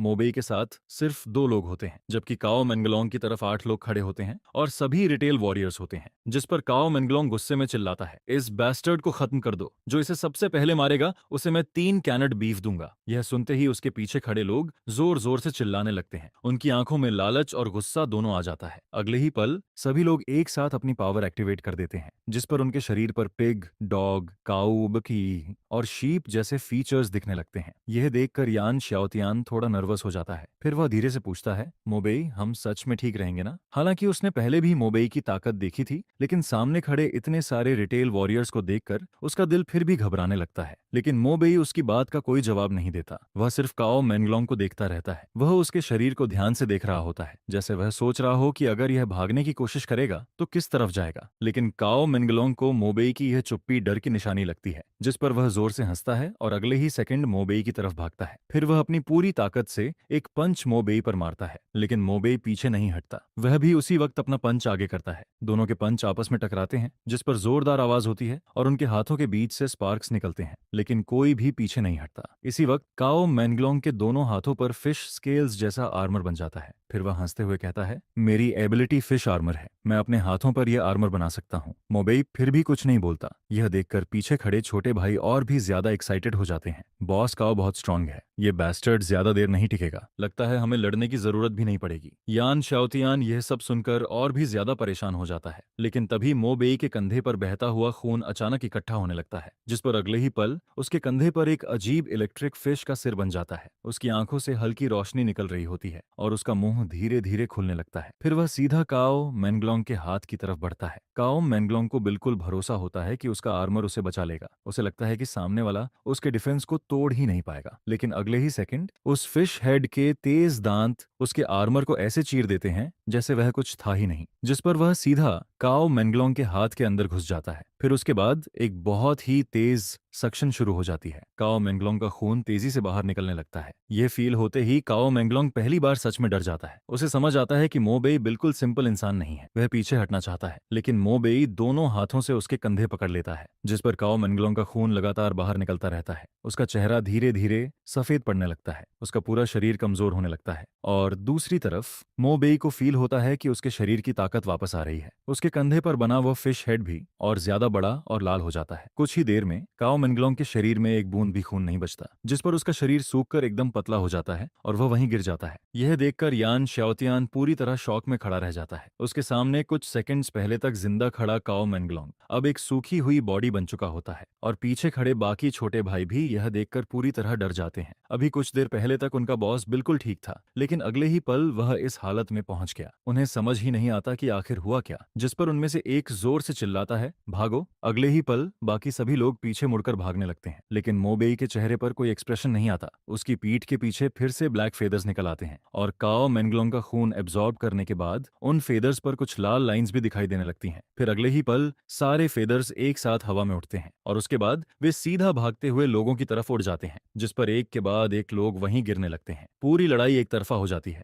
ज्यादा देर नहीं लगती और मो बेई आराम से सबको खत्म कर देता है, जिस पर यान शाओतियान बस वहीं खड़ा रह जाता है और सामने फैली हुई खून की स्मेल को चुपचाप फील करता रहता है। उसकी नाक में इतनी भयानक बदबू जाती है जिसे फील करके उसे तुरंत उल्टी करने का मन होने लगता है, लेकिन यान शाओतियान बहुत अच्छे से जानता है कि ऐसे खराब टाइम में इस तरह की चीजें बिल्कुल नॉर्मल होती हैं, जिस पर यानली यह सब देखकर थोड़ा शॉक्ड हो जाता है, और वहीं मोबेई भी थोड़ा हैरान होता है, लेकिन उसे बिल्कुल उम्मीद नहीं होती कि यान शाओतियान जैसा इतना बड़ा और स्ट्रांग इंसान भी ये सब सह लेता है। जिस पर मोबेई कहता है, पहले इसे सॉल्व करते हैं, सप्लाईज शायद अपार्टमेंट के अंदर ही होंगी, सबको कार से बाहर निकालो और ऐसा दिखाओ जैसे हम लोग किसी मुसीबत में फंसे हुए हैं। यह सुनकर यान शाओतियान सिर हिलाता है और फिर कार का पीछे वाला कंपार्टमेंट खोल देता है, जिसके बाद जब सभी लोग अपार्टमेंट के अंदर पहुंचते हैं तब उन्हें काओ मेंगलोंग और उसके लोगों के द्वारा जमा किया गया बहुत सारा सामान दिखाई देता है। यह देखकर वहां मौजूद सभी लोग खुशी से पागल होने लगते हैं, जिस पर सभी लोग बहुत सावधानी से हर सामान को उठाना शुरू करते हैं, कोई भी चीज खराब ना हो जाए। इस वजह से हर फूड आइटम और डेली जरूरत की चीज को एक एक करके बहुत ध्यान से बाहर लाया जाता है। हालांकि यह सब सिर्फ खाने पीने और रोजमर्रा के सामान होते हैं, लेकिन इस टाइम पर इनकी कीमत गोल्ड और डायमंड से भी ज्यादा होती है। इसके बाद ताकि कुछ भी गलत ना हो, मोबेई खुद उन सामानों को ट्रक तक पहुंचाने का काम देखने लगता है। लेकिन तभी जब सभी लोग सामान लेकर वापस जा रहे होते हैं, तभी अचानक एक एक्सीडेंट जैसा सीन सामने आता है। एक बहुत बड़ा हाथ अचानक ट्रक के सामने आकर उसे रोक देता है, जिसे देखकर सभी लोग डर जाते हैं। वह एक प्लेन क्लॉथ्स वाइल्ड डॉग होता है। उसके पूरे शरीर पर ऐसे बाल होते हैं जैसे हजारों नुकीली सुइयां लगी हों। उसके मोटे और ताकतवर पैर जमीन को पकड़कर आगे की तरफ झुके हुए होते हैं, और वह पूरे ट्रक का रास्ता रोककर खड़ा रहता है, जिस पर उसका भद्दा और खतरनाक हाथ सीधे मोबेई की तरफ बढ़ने लगता है। लेकिन मोबेई एक भी बेकार बात नहीं करता, जिस पर वह तुरंत कार का डोर खोलता है और नीचे उतर जाता है। लेकिन जैसे ही मोबेई नीचे उतरता है, तभी दोनों तरफ की गलियों से एक के बाद एक और बड़े बड़े हाथ बाहर आने लगते हैं। देखते ही देखते वहां कुल 8 ऐसे मॉन्स्टर खड़े हो जाते हैं। वे सभी ग्रीन कपड़ों में होते हैं, लेकिन उनके शरीर किसी इंसान जैसे नहीं बल्कि जानवरों जैसे दिखते हैं। ऐसा लगता है जैसे शहर में मौजूद अलग अलग पेट्स म्यूटेट होकर इन मॉन्स्टर्स में बदल गए हों, और फिर वे सभी मिलकर मोबेई को ग्रुप में घेरने की कोशिश करते हैं, जिस पर मोबेई की पीठ के पीछे अचानक काले रंग के बड़े बड़े फेदर्स निकलने लगते हैं, जिसके बाद उसका पूरा शरीर हवा में ऊपर उठ जाता है, और फिर उसकी पीठ से निकले हुए उन फेदर्स की जड़ें अचानक एक्सप्लोड करती हैं और अगले ही पल वे सीधे उन मॉन्स्टर्स के शरीर में घुस जाती हैं, जिस पर हवा में खड़ा मोबेई अपने फेदर्स को फैलाता है और फिर उनसे एक बेहद तेज और खतरनाक अटैक करता है, जिसे देखकर साफ दिखाई देता है कि उन मॉन्स्टर्स के शरीर तेजी से सूखने लगते हैं। उनके अंदर का खून, ताकत और लाइफ फोर्स पल भर में खींचने लगती है और कुछ ही सेकंड के अंदर वे सभी जमीन पर गिर जाते हैं, जिस पर दूसरी तरफ मोबेई को ऐसा फील होने लगता है जैसे उसका पूरा शरीर फिर से ताकत से भर गया हो, जैसे उसने अब तक जो भी एनर्जी खर्च की थी वह सब वापस आ गई हो और उसका शरीर फिर से अपनी पीक कंडीशन में पहुंच गया हो। इसके बाद मोबेई उन मॉन्स्टर्स की डेड बॉडी के पास जाता है और फिर अपने हाथों से उनके शरीर को चेक करने लगता है। कुछ देर बाद उसे उनके अंदर से कुछ ट्रांसपेरेंट गोल्डन क्रिस्टल्स मिलते हैं, जिस पर मोबेई समझ जाता है कि ये उन्हीं मॉन्स्टर्स के गोल्डन कोर हैं। इनमें उनकी ताकत का सोर्स जमा होता है। अगर कोई इन्हें एब्जॉर्ब कर ले तो उसकी अपनी ताकत भी बढ़ सकती है, लेकिन आम लोगों को इन्हें एब्जॉर्ब करने में बहुत टाइम लगता है, बिल्कुल ऐसे जैसे किसी स्टील को धीरे धीरे मेल्ट किया जाता है। उन्हें स्टेप बाय स्टेप आगे बढ़ना पड़ता है। लेकिन मोबेई अलग होता है, जिस पर उसके हाथ की हथेली में एक अजीब सी डार्क ब्रेथ दिखाई देने लगती है और फिर वह उन गोल्डन कोर को सीधे निगल लेता है। अगले ही पल एक बेहद प्योर एनर्जी उसके शरीर के अंदर जाने लगती है, जिसके बाद उसका लेवल अचानक बदल जाता है। Name Mobei, level 3, blood line level 5, gene sequence number 9527। यह देखकर मोबेई तुरंत सिस्टम इंटरफेस खोलता है और फिर वह देखता है कि उसका लेवल सीधे लेवल 3 तक पहुंच गया है। लेकिन उसे एक चीज समझ नहीं आती, यह ब्लड लाइन लेवल आखिर होता क्या है और उसका ब्लड लाइन लेवल अभी 5 क्यों है, जिस पर वह कुछ देर तक इसके बारे में सोचता है लेकिन फिर ज्यादा ध्यान नहीं देता। इसके बाद वह वापस कार में बैठता है और फिर यान शाओतियान के साथ मिलकर बार बार सप्लाईज लाने लगता है। ऐसे करते करते वे लोग कुल 6 बार आना जाना करते हैं और आखिर में विला का वेयर हाउस लगभग पूरा भर जाता है। यह सब देखकर यान नानजी और बाकी सभी लोग बहुत खुश हो जाते हैं, क्योंकि इन सामानों के साथ वे लोग सिर्फ जिंदा ही नहीं रह सकते बल्कि बहुत अच्छे से सरवाइव भी कर सकते हैं। जिस पर यान नानजी मुस्कुराते हुए कहता है, मोबेई, इन सप्लाईज के साथ हम लोग आराम से 2 या 3 साल तक सरवाइव कर सकते हैं। अभी तो हमें किसी चीज की कमी भी नहीं है। लेकिन यह सुनकर मोबेई सिर हिलाता है, क्योंकि उसके हिसाब से सप्लाईज जैसी चीज कभी ज्यादा नहीं होती और वैसे भी इन सामानों के लिए उसके पास अपना अलग प्लान होता है। जिस पर वह मन ही मन सोचता है कि उसे कम से कम 10 किलोमीटर के एरिया के अंदर मौजूद हर वेयर हाउस और हर शॉपिंग मॉल का सामान अपने पास जमा करना है। वह अपनी पावर का इस्तेमाल करेगा और जितना हो सके उतनी सप्लाईज इकट्ठा करेगा। इसके बाद शाम होते होते और फिर सनसेट के बाद मोबेई आसपास के लगभग हर वेयर हाउस और शॉपिंग मॉल को लूट चुका होता है। और जहां तक बाकी लोगों की लाइफ और डेथ का सवाल होता है, तो सच कहें तो उसे इससे कोई फर्क नहीं पड़ता। इस दुनिया में अब हर इंसान को सिर्फ अपने बारे में सोचना पड़ता है और मोबेई भी यही करता है। रात होने के बाद बाहर का माहौल अभी भी खतरनाक बना रहता है। सभी लोग जानते हैं कि दोबारा बारिश होने के बाद बाहर निकलना मौत को बुलाने जैसा होगा, जिस पर सभी लोग अपने अपने घरों के अंदर छिपे रहते हैं। लेकिन मोबेई की विला बाकी सबसे अलग होती है। वहां चारों तरफ लाइट्स जल रही होती हैं और धीरे धीरे बारबेक्यू की खुशबू पूरे एरिया में फैलने लगती है, क्योंकि मोबेई की देखरेख में वहां एक शानदार डूम्सडे बारबेक्यू पार्टी तैयार की जा रही होती है, जिस पर बारबेक्यू की खुशबू धीरे धीरे पूरी विला एरिया में फैलने लगती है और बहुत सारे लोगों का ध्यान अपनी तरफ खींचती है। और फिर कुछ ही देर बाद एक बिना बुलाया हुआ आदमी विला के बाहर आ जाता है। वह एक सूट पहना हुआ मिडिल एज्ड आदमी होता है, जो बाहर खड़े होकर कहता है, सर, मैंने पूरे दिन से कुछ गर्म नहीं खाया है, क्या आप मुझे थोड़ा सा खाना दे सकते हैं? मैं आपसे भीख मांगता हूँ। जिस पर उस आदमी को देखते ही यान नानजी अचानक मुस्कुराने लगता है, क्योंकि वह आदमी उसका पुराना राइवल होता है। उसकी रॉयल ग्रुप बस थोड़ा सा ही पीछे थी यान नानजी की तियानसिंग ग्रुप से। और जब यान नानजी ने पहले मोबेई से उस डार्क केओस के बारे में सुना था, तब उसने यह सोचकर कि चाहे बात सच हो या झूठ, पहले से तैयारी करना ज्यादा सही रहेगा, तुरंत अपनी विला को मजबूत करना शुरू कर दिया था। जिस पर उसने अपने लोगों को बाहर भेजकर बहुत सारी खरीदारी भी करवाई थी। वह बड़े स्केल पर फूड खरीद रहा होता है, लेकिन तभी यह आदमी उससे टकरा जाता है और फिर उसे टॉन्ट करने लगता है। वह कहता है कि तुम्हारा दिमाग खराब हो गया है। व्हाइट प्रेसिडेंट कंपनी जाकर पूरा सिचुएशन हैंडल करने की जगह यहाँ आकर सप्लाईज जमा कर रहा है। जिस पर हुआंग जियानमिन कहता है, बॉस हुआंग, आपको याद होगा जब मैं सप्लाईज जमा कर रहा था तब आपने मुझे देखकर हंसते हुए कहा था कि मैं पागल हो गया हूँ, लेकिन अब मैं सच में भूख से मरने वाला हूँ। सर, पुरानी बातों को भूल जाइए। रॉयल ग्रुप का प्रेसिडेंट होकर भी मेरे पास खाने को कुछ नहीं है। जिस पर यान नानजी कहता है, यहाँ मजाक मत करो, मेरे पास सच में कोई एक्स्ट्रा खाना नहीं है। यह सुनकर हुआंग जियानमिन जल्दी से कहता है, ऐसा मत कहिए कि आपका खाना खत्म हो गया है। मैं आपका सामान फ्री में नहीं लूंगा, मैं उसके बदले में कुछ दे सकता हूँ। जिस पर हुआंग जियानमिन अपनी वॉच उतारकर यान नानजी की तरफ तरफ बढ़ाता है, लेकिन यान नानजी उसे देखकर कहता है, बॉस ह्वांग,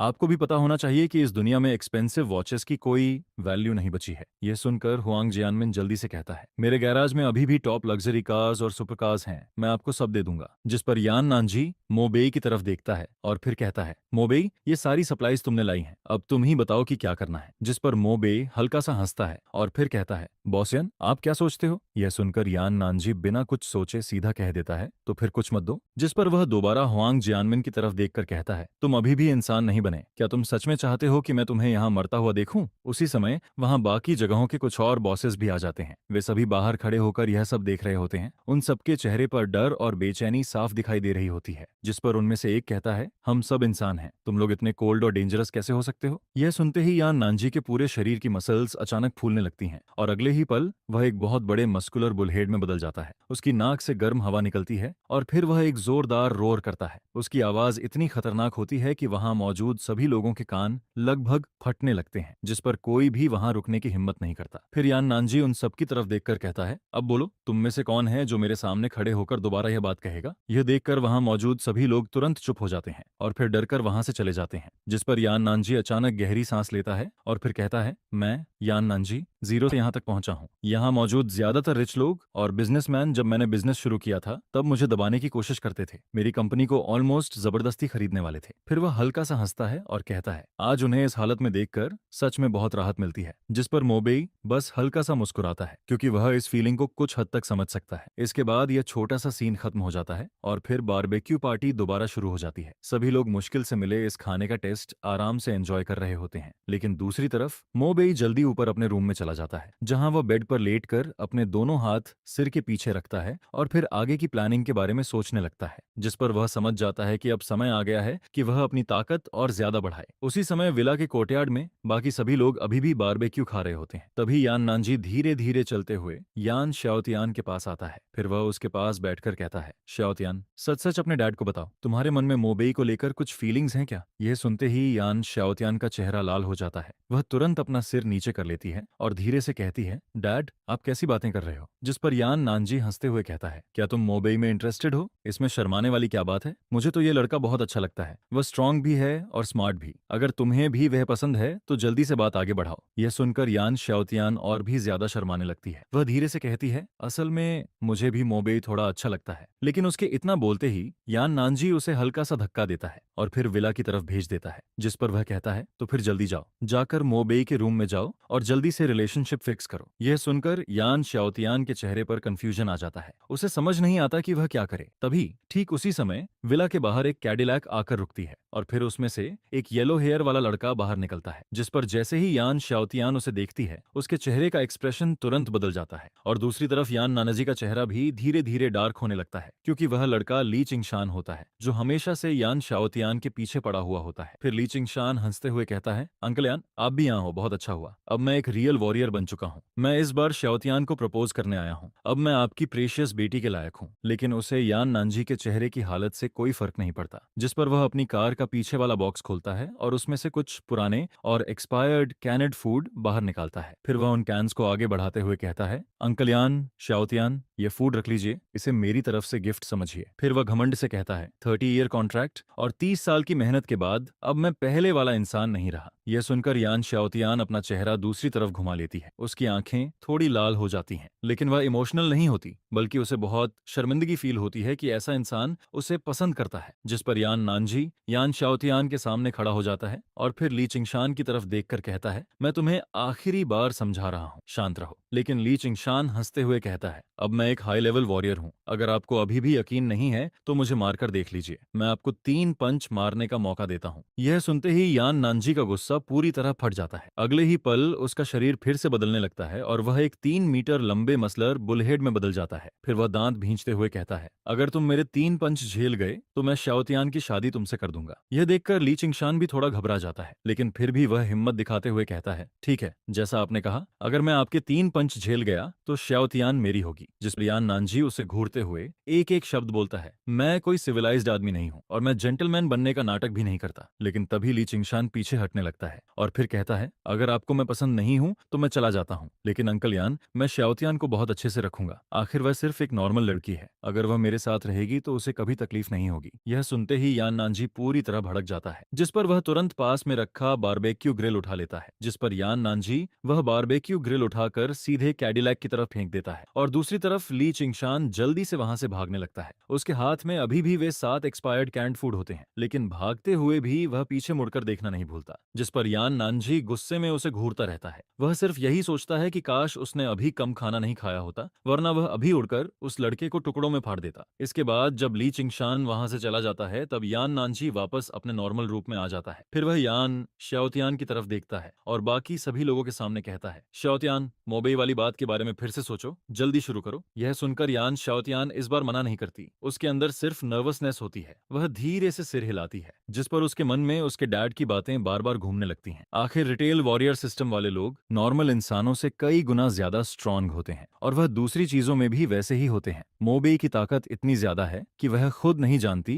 कि वह उसे संभाल भी पाएगी या नहीं। लेकिन फिर अगले ही पल यान शियाओतियान जल्दी से सिर हिलाकर खुद को संभालती है। आखिर वह यान शियाओतियान है, जिसे हमेशा से कोल्ड ब्यूटी कहा जाता है। वह आखिर कैसी अजीब बातें सोच रही होती है। इसके बाद विला की स्ट्रेंथनिंग पूरी तरह खत्म हो जाती है। अब विला का हर कोना, यहाँ तक कि नीचे की फाउंडेशन भी वज्र मटेरियल से पूरी तरह कवर हो चुकी होती है, जिस पर अब अगर कोई मिसाइल भी विला पर गिरा दे तब भी विला की डिफेंस नहीं टूटती। यहाँ तक कि अगर बहुत सारे रिटेल वॉरियर्स मिलकर भी अटैक करें तब भी विला बिल्कुल सेफ रहती है। इसके बाद मोबेई यान फैमिली के फादर और डॉटर को बुलाता है। फिर वह कहता है, अब हमें जल्दी से अपना लेवल बढ़ाना होगा और इसके लिए सबसे अच्छा तरीका यह है कि बाहर के लोग उन म्यूटेटेड मॉन्स्टर्स को मारें और फिर उनके गोल्डन कोर हमारे पास लाएं। जिस पर वह आगे कहता है, बाकी मुझे बहुत सारे गोल्डन कोर एब्जॉर्ब करने हैं, क्योंकि अगली बार बाहर जाने से पहले मुझे कुछ तैयारी करनी होगी। हम लोग अपनी सप्लाईज देकर उनसे गोल्डन कोर एक्सचेंज कर सकते हैं। इस अपोकैलिप्स में सबसे जरूरी चीज सिर्फ स्ट्रेंथ होती है। यह सुनकर यान नानजी और यान शियाओतियान दोनों सिर हिलाते हैं, क्योंकि अब इस दुनिया में खाना और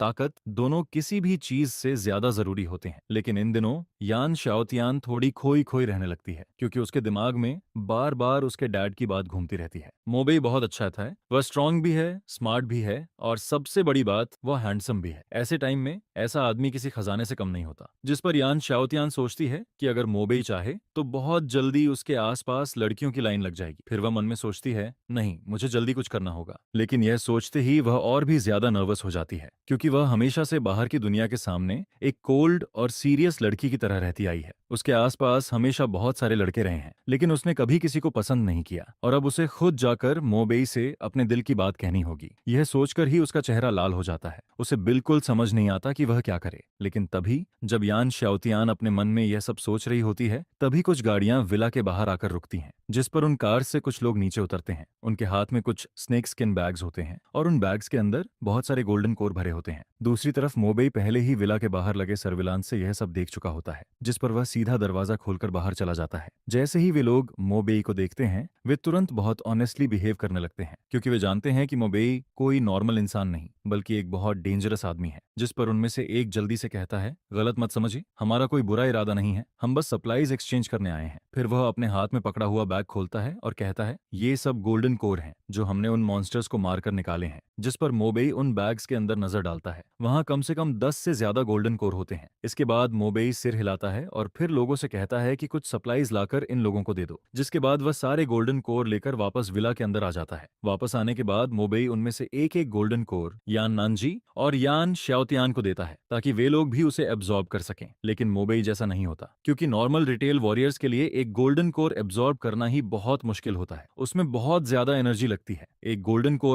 कोर ही उनके लिए काफी टाइम तक एब्जॉर्ब करने के लिए इनाफ होता है। और इन दिनों मोबेई से बात करते करते यान नानजी और यान शाओतियान भी गोल्डन कोर की इंपॉर्टेंस समझ चुके होते हैं। उन्हें पता होता है कि इससे उनका लेवल बढ़ सकता है, जिस पर वे दोनों बिना कुछ सोचे उसे एब्जॉर्ब करना शुरू कर देते हैं। दूसरी तरफ मोबेई एक गोल्डन कोर उठाता है और उसे अपनी हथेली पर रखता है। अगले ही पल उसकी हथेली में वही काली ब्रेथ दिखाई देने लगती है और फिर वह उस गोल्डन कोर को सीधे एब्जॉर्ब कर लेता है। जिस पर एक म्यूटेटेड बीस्ट का गोल्डन कोर पल भर में पूरी तरह मोबेई के अंदर चला जाता है और वह बिना रुके दूसरा फिर तीसरा एब्जॉर्ब करता रहता है। यह देखकर यान नानजी और यान शाओतियान दोनों पूरी तरह शॉक्ड रह जाते हैं क्योंकि वे लोग अभी तक एक गोल्डन कोर भी पूरा एब्जॉर्ब नहीं कर पाए होते और मोबेई पहले ही 2 बैग्स खत्म कर चुका होता है, जिस पर दोनों के मन में सिर्फ एक ही बात आती है। वे भी रिटेल वॉरियर्स हैं, लेकिन मोबेई और उनके बीच का फर्क बहुत ज्यादा है। वह इंसान कम, मॉन्स्टर ज्यादा लगता है। इसके बाद अगले कुछ दिन काफी शांति से गुजरते हैं। बीच बीच में लोग आते रहते हैं और गोल्डन कोर देकर सप्लाईज ले जाते रहते हैं, जिस पर मोबेई को इससे कोई प्रॉब्लम नहीं होती क्योंकि उसके पास जमा की गई सप्लाईज इतनी ज्यादा होती हैं कि अगर पूरा शहर भी एक्सचेंज करने आ जाए तब भी वे खत्म नहीं होंगी। और दूसरी तरफ उन सब गोल्डन कोर का ज्यादातर हिस्सा मोबेई खुद एब्जॉर्ब कर रहा होता है, जिस पर उसकी ताकत लगातार बढ़ती रहती है। कुछ दिनों बाद उसकी स्ट्रेंथ और लेवल फिर से काफी बढ़ जाते हैं, जिस पर मोबेई अपने शरीर में बढ़ी हुई ताकत को फील करता है और फिर धीरे से खुद से कहता है, मुझे अपनी स्ट्रेंथ बढ़ने से ज्यादा नए जेन्स एब्जॉर्ब करने की चिंता है। पता नहीं अगली बार नए जेन्स एब्जॉर्ब करने का मौका कब मिलेगा। इसके बाद रात हो जाती है और हमेशा की तरह मोबेई जल्दी अपने रूम में जाकर आराम करने लगता है, लेकिन तभी उसके कमरे के बाहर हल्के कदमों की आवाज आती है, जिस पर कुछ सेकंड बाद उसका बंद दरवाजा धीरे से खुलता है और फिर एक लड़की धीरे धीरे अंदर आने लगती है। मोबेई तुरंत समझ जाता है कि यह कोई चोर या दुश्मन नहीं है, क्योंकि जो लड़की उसके रूम में चुपके से आई होती है वह यान श्याओतियान होती है। यान श्याओतियान धीरे धीरे चलते हुए बेड के पास आती है, जिस पर मोबेई पहले ही उसके शरीर की हल्की सी खुशबू फील कर चुका होता है। इस समय यान श्याओतियान अपनी यूजुअल कोल्ड और प्राउड वाली इमेज से बिल्कुल अलग लग रही होती है। उसका चेहरा पूरा लाल होता है और वह बेड के पास आकर खड़ी हो जाती है। फिर वह बार बार अपनी सांसों को कंट्रोल करने की कोशिश करती है और खुद को हिम्मत देने लगती है, लेकिन इसके बाद भी उसका दिल इतनी तेजी से धड़क रहा होता है जैसे अभी बाहर निकल आएगा। जिस पर वह अपने मन में सोचती है, मुझे सच में मोबेई अच्छा लगता है, उसने हमारी फैमिली को बचाया है। अगर उस दिन उसने उस इलेक्ट्रिक आदमी को नहीं रोका होता तो मैं और डैड दोनों मर गए होते। इसके बाद वह अपने मन के खिलाफ एक बड़ा फैसला लेती है। फिर धीरे धीरे मोबेई के पास बेड पर लेट जाती है। वह अपनी आंखें बंद कर लेती है और सोने का नाटक करने लगती है, लेकिन मोबेई कोई बेवकूफ नहीं होता। वह तुरंत समझ जाता है कि यान श्याओतियान उसके पास क्यों आई है, जिस पर वह हैरान हो जाता है क्योंकि उसे लगा था कि यान श्याओतियान सिर्फ उसका एहसान चुकाना चाहती है, लेकिन उसने तो ऐसा कुछ कर दिया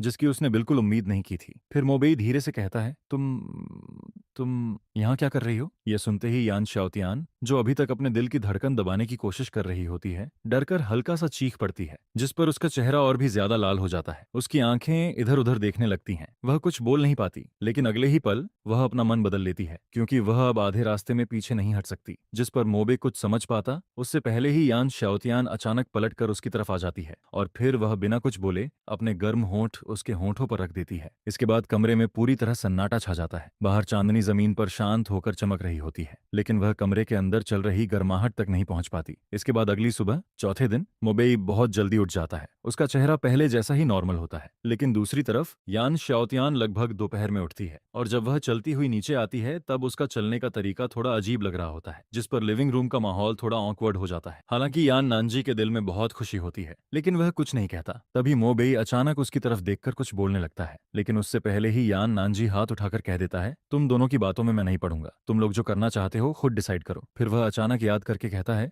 वैसे मोबेई आज सुबह फिर बहुत सारे लोग सप्लाईज एक्सचेंज करने आए थे। जिस पर मोबेई सिर हिलाता है। फिर वह अपना सूटकेस खोलता है और उसके अंदर रखे गोल्डन कोर अब्सॉर्ब करना शुरू कर देता है। कुछ ही मिनटों में सूटकेस के अंदर रखे सारे गोल्डन कोर उसके अंदर चले जाते हैं, जिस पर अचानक उसके दिमाग में सिस्टम की आवाज गूंजती है, कंग्रेचुलेशंस, होस्ट का लेवल बढ़कर लेवल 10 हो गया है और एक नया डवोर चांस अनलॉक हो गया है। अब होस्ट प्लांट्स और इंसेक्ट्स को भी डवोर कर सकता है। यह सुनकर मोबेई थोड़ा सोचने लगता है। हालांकि उसे अभी भी समझ नहीं आता कि ब्लड लाइन लेवल का क्या मतलब है, लेकिन उसके लिए अभी वह बात ज्यादा जरूरी नहीं होती क्योंकि उसे एक और डवोर चांस मिल चुका होता है और इस बार उसके पास एनिमल्स के अलावा प्लांट्स और इंसेक्ट्स में से भी कुछ चुनने का मौका होता है, जिससे उसका अगला टारगेट ढूंढना और आसान हो जाता है। जिस पर मोबेई मन ही मन सोचता है कि अब उसे 2 काम करने हैं। पहला, उसे एक नया डवोर टारगेट ढूंढना है और दूसरा, उसे वह रेस्यूरेक्शन इक्विपमेंट ढूंढनी है क्योंकि वह इक्विपमेंट बहुत ज्यादा पावरफुल होती है। अगर किसी के पास वह हो तो उसके पास जैसे दूसरी जिंदगी आ जाती है, लेकिन उसे ढूंढना आसान नहीं होता क्योंकि अपने पिछले जीवन में मोबेई ने देखा था कि वह इक्विपमेंट लॉन्गहू माउंटेन के फैट डहाई के हाथ लगी थी और उसी इक्विपमेंट की वजह से वह बहुत पावरफुल बन गया था। सबसे जरूरी बात, फैट दही के पास डिविनेशन की एबिलिटी भी होती है और उसकी मदद से वह हर तरह के ट्रेजर ढूंढ सकता है। जिस पर मोबेई समझ जाता है कि अभी के लिए उसका मेन टारगेट यही है, पहले फैट डहाई को ढूंढना है और फिर उसे अपने साथ लेना है। ये सोचते ही मोबेई यान श्याओतियान को साथ लेकर बाहर निकल जाता है। फिर दोनों विला से निकलकर एक रेड कार में बैठते हैं और लॉन्गहू माउंटेन की तरफ निकल जाते हैं, क्योंकि इस बार वे सप्लाईज कलेक्ट करने नहीं जा रहे होते। रास्ते में यान शाओतियान उससे पूछती है, हम आखिर वहां क्यों जा रहे हैं, जिस पर मोबेई उससे कुछ नहीं छुपाता। वह फैट दहाई की डिविनेशन एबिलिटी के बारे में बताता है और साथ ही उस रेस्यूरेशन इक्विपमेंट के बारे में भी सब कुछ बता देता है। यह सुनकर यान शाओतियान बहुत शॉक्ड हो जाती है। फिर वह कहती है, यह तो सीधा सीधा रिवाइवल वाली चीज लग रही है, क्या सच में ऐसी इक्विपमेंट मौजूद हो सकती है? लेकिन अगले ही पल वह खुद ही चुप हो जाती है, क्योंकि जब इस दुनिया में जानवर, पेड़ पौधे और कीड़े तक मॉन्स्टर बन सकते हैं तो फिर ऐसी चीज का होना भी उतना शॉकिंग नहीं लगता। इसके बाद रास्ता बिल्कुल खाली रहता है, सड़क पर और कोई गाड़ी नहीं होती, जिस पर वे लोग बिना रुके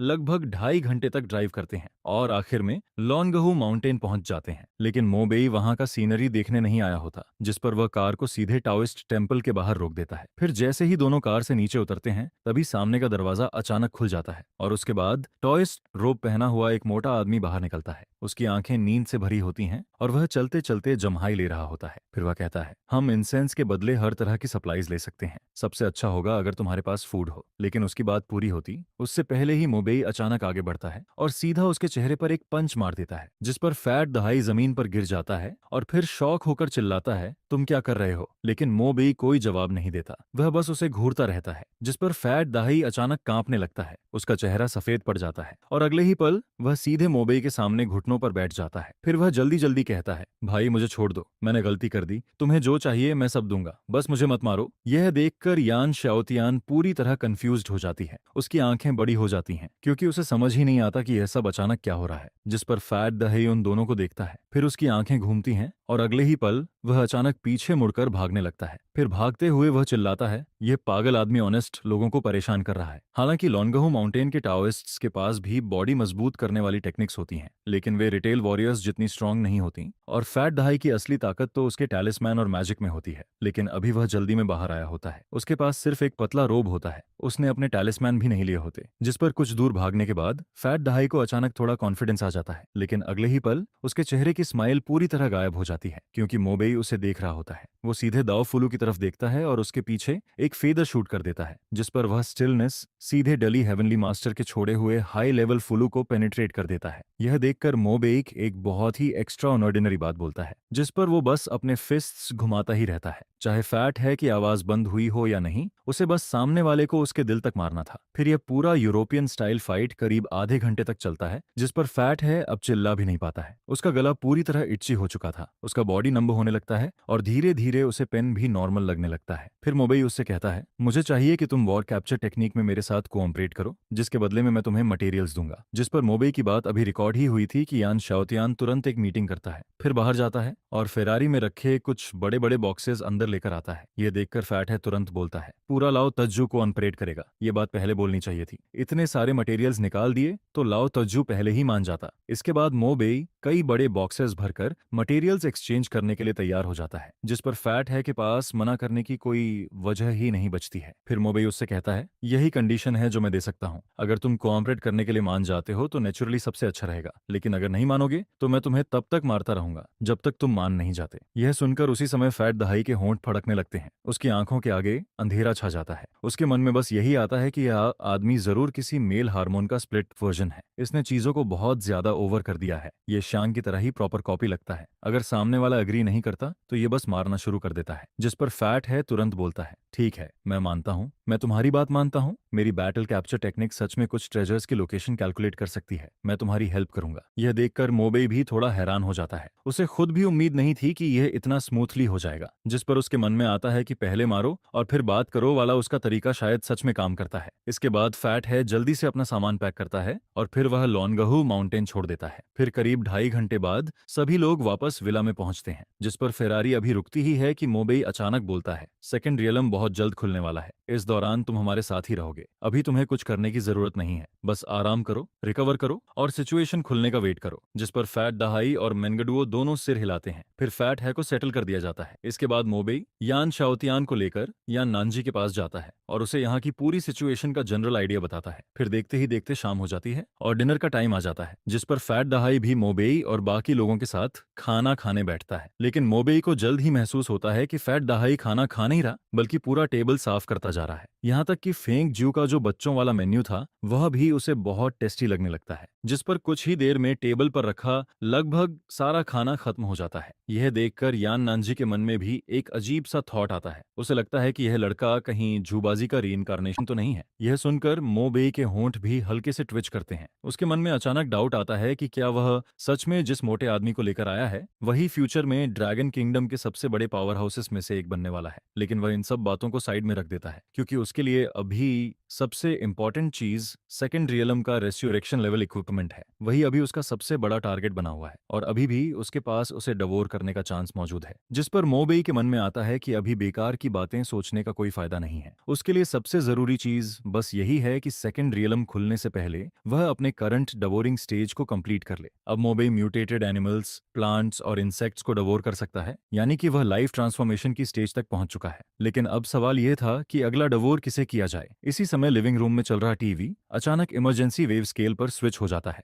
जिस पर न्यूज में बताया जाता है कि फर्स्ट रिसर्च इंस्टीट्यूट में एक इमॉर्टल म्यूटेटेड कॉकरोच दिखाई दिया है। अब मिलिट्री की तरफ से लगातार रेजिडेंट्स की हेल्प मांगी जा रही है। फिर टीवी पर एक पिक्चर दिखाई जाती है जिसमें इंस्टीट्यूट की लैब के अंदर का सीन दिखता है। वहां एक काले रंग का कॉकरोच दिखाई देता है जो साइज में लगभग एक किटन जितना बड़ा था। वह पूरे लैब में इधर उधर दौड़ता रहता है और सब कुछ बर्बाद करता जा रहा है, जिस पर कुछ ही देर में पूरा लैबोरेटरी मेज बन जाता है। वहां मौजूद सारे रिसर्चर्स उस जायंट कॉकरोच के सामने कुछ भी नहीं कर पाते हैं। फिर टीवी पर एक और कैओटिक सीन दिखता है जहां कोई हॉट वेपन से शूट करता है। फ्लेम्स बाहर निकलती हैं और यहां तक कि ऑटोमेटिक राइफल तक इस्तेमाल की जाती है। लेकिन जैसे ही बुलेट उस कॉकरोच को लगती है वह उसकी ब्लैक शेल से टकराकर वापस उछल जाती है और चिंगारियां निकलने लगती हैं। ये देखकर मोबेई धीरे से बोलता है, मैंने नहीं सोचा था कि कॉकरोच भी लाइफ ट्रांसफॉर्मेशन तक पहुंच जाएगा। लगता है अब सच में ये डिजास्टर कंट्रोल के बाहर जाता जा रहा है। फिर वह आगे बोलता है, मिलिट्री तक ऑनलाइन हेल्प मांग रही है। इसका मतलब सिचुएशन सच में बहुत खराब है। अच्छी बात बस इतनी है कि अभी सिर्फ एनिमल्स, प्लांट्स और इंसेक्ट्स म्यूटेट हो रहे हैं। बैक्टीरिया और माइक्रो ऑर्गेनिजम्स अभी नहीं बदले हैं, वरना अगर बैक्टीरिया भी म्यूटेट करने लगते तो ब्लू स्टार तुरंत एक रियल हेल बन जाता। इसके बाद मोबेई की आंखें धीरे से सिकुड़ती हैं। फिर वह बोलता है, उस कॉकरोच को अंडर एस्टिमेट मत करो। इतने सारे हॉट वेपन्स और जीरो लाइफ लेवल के अटैक के बीच भी वह अभी तक बचा हुआ है। ये बिल्कुल आसान नहीं है। फिर अचानक वह खड़ा होता है और कहता है, मैं अभी लैब जा रहा हूँ, मैं आता हूँ। तुम सब विला में ही रहना, बिना वजह बाहर मत जाना। बाकी बातें मैं वापस आकर करूंगा। यह सुनकर यान नानजी थोड़ा चौंक जाती है। उसके मन में आता है कि यह लड़का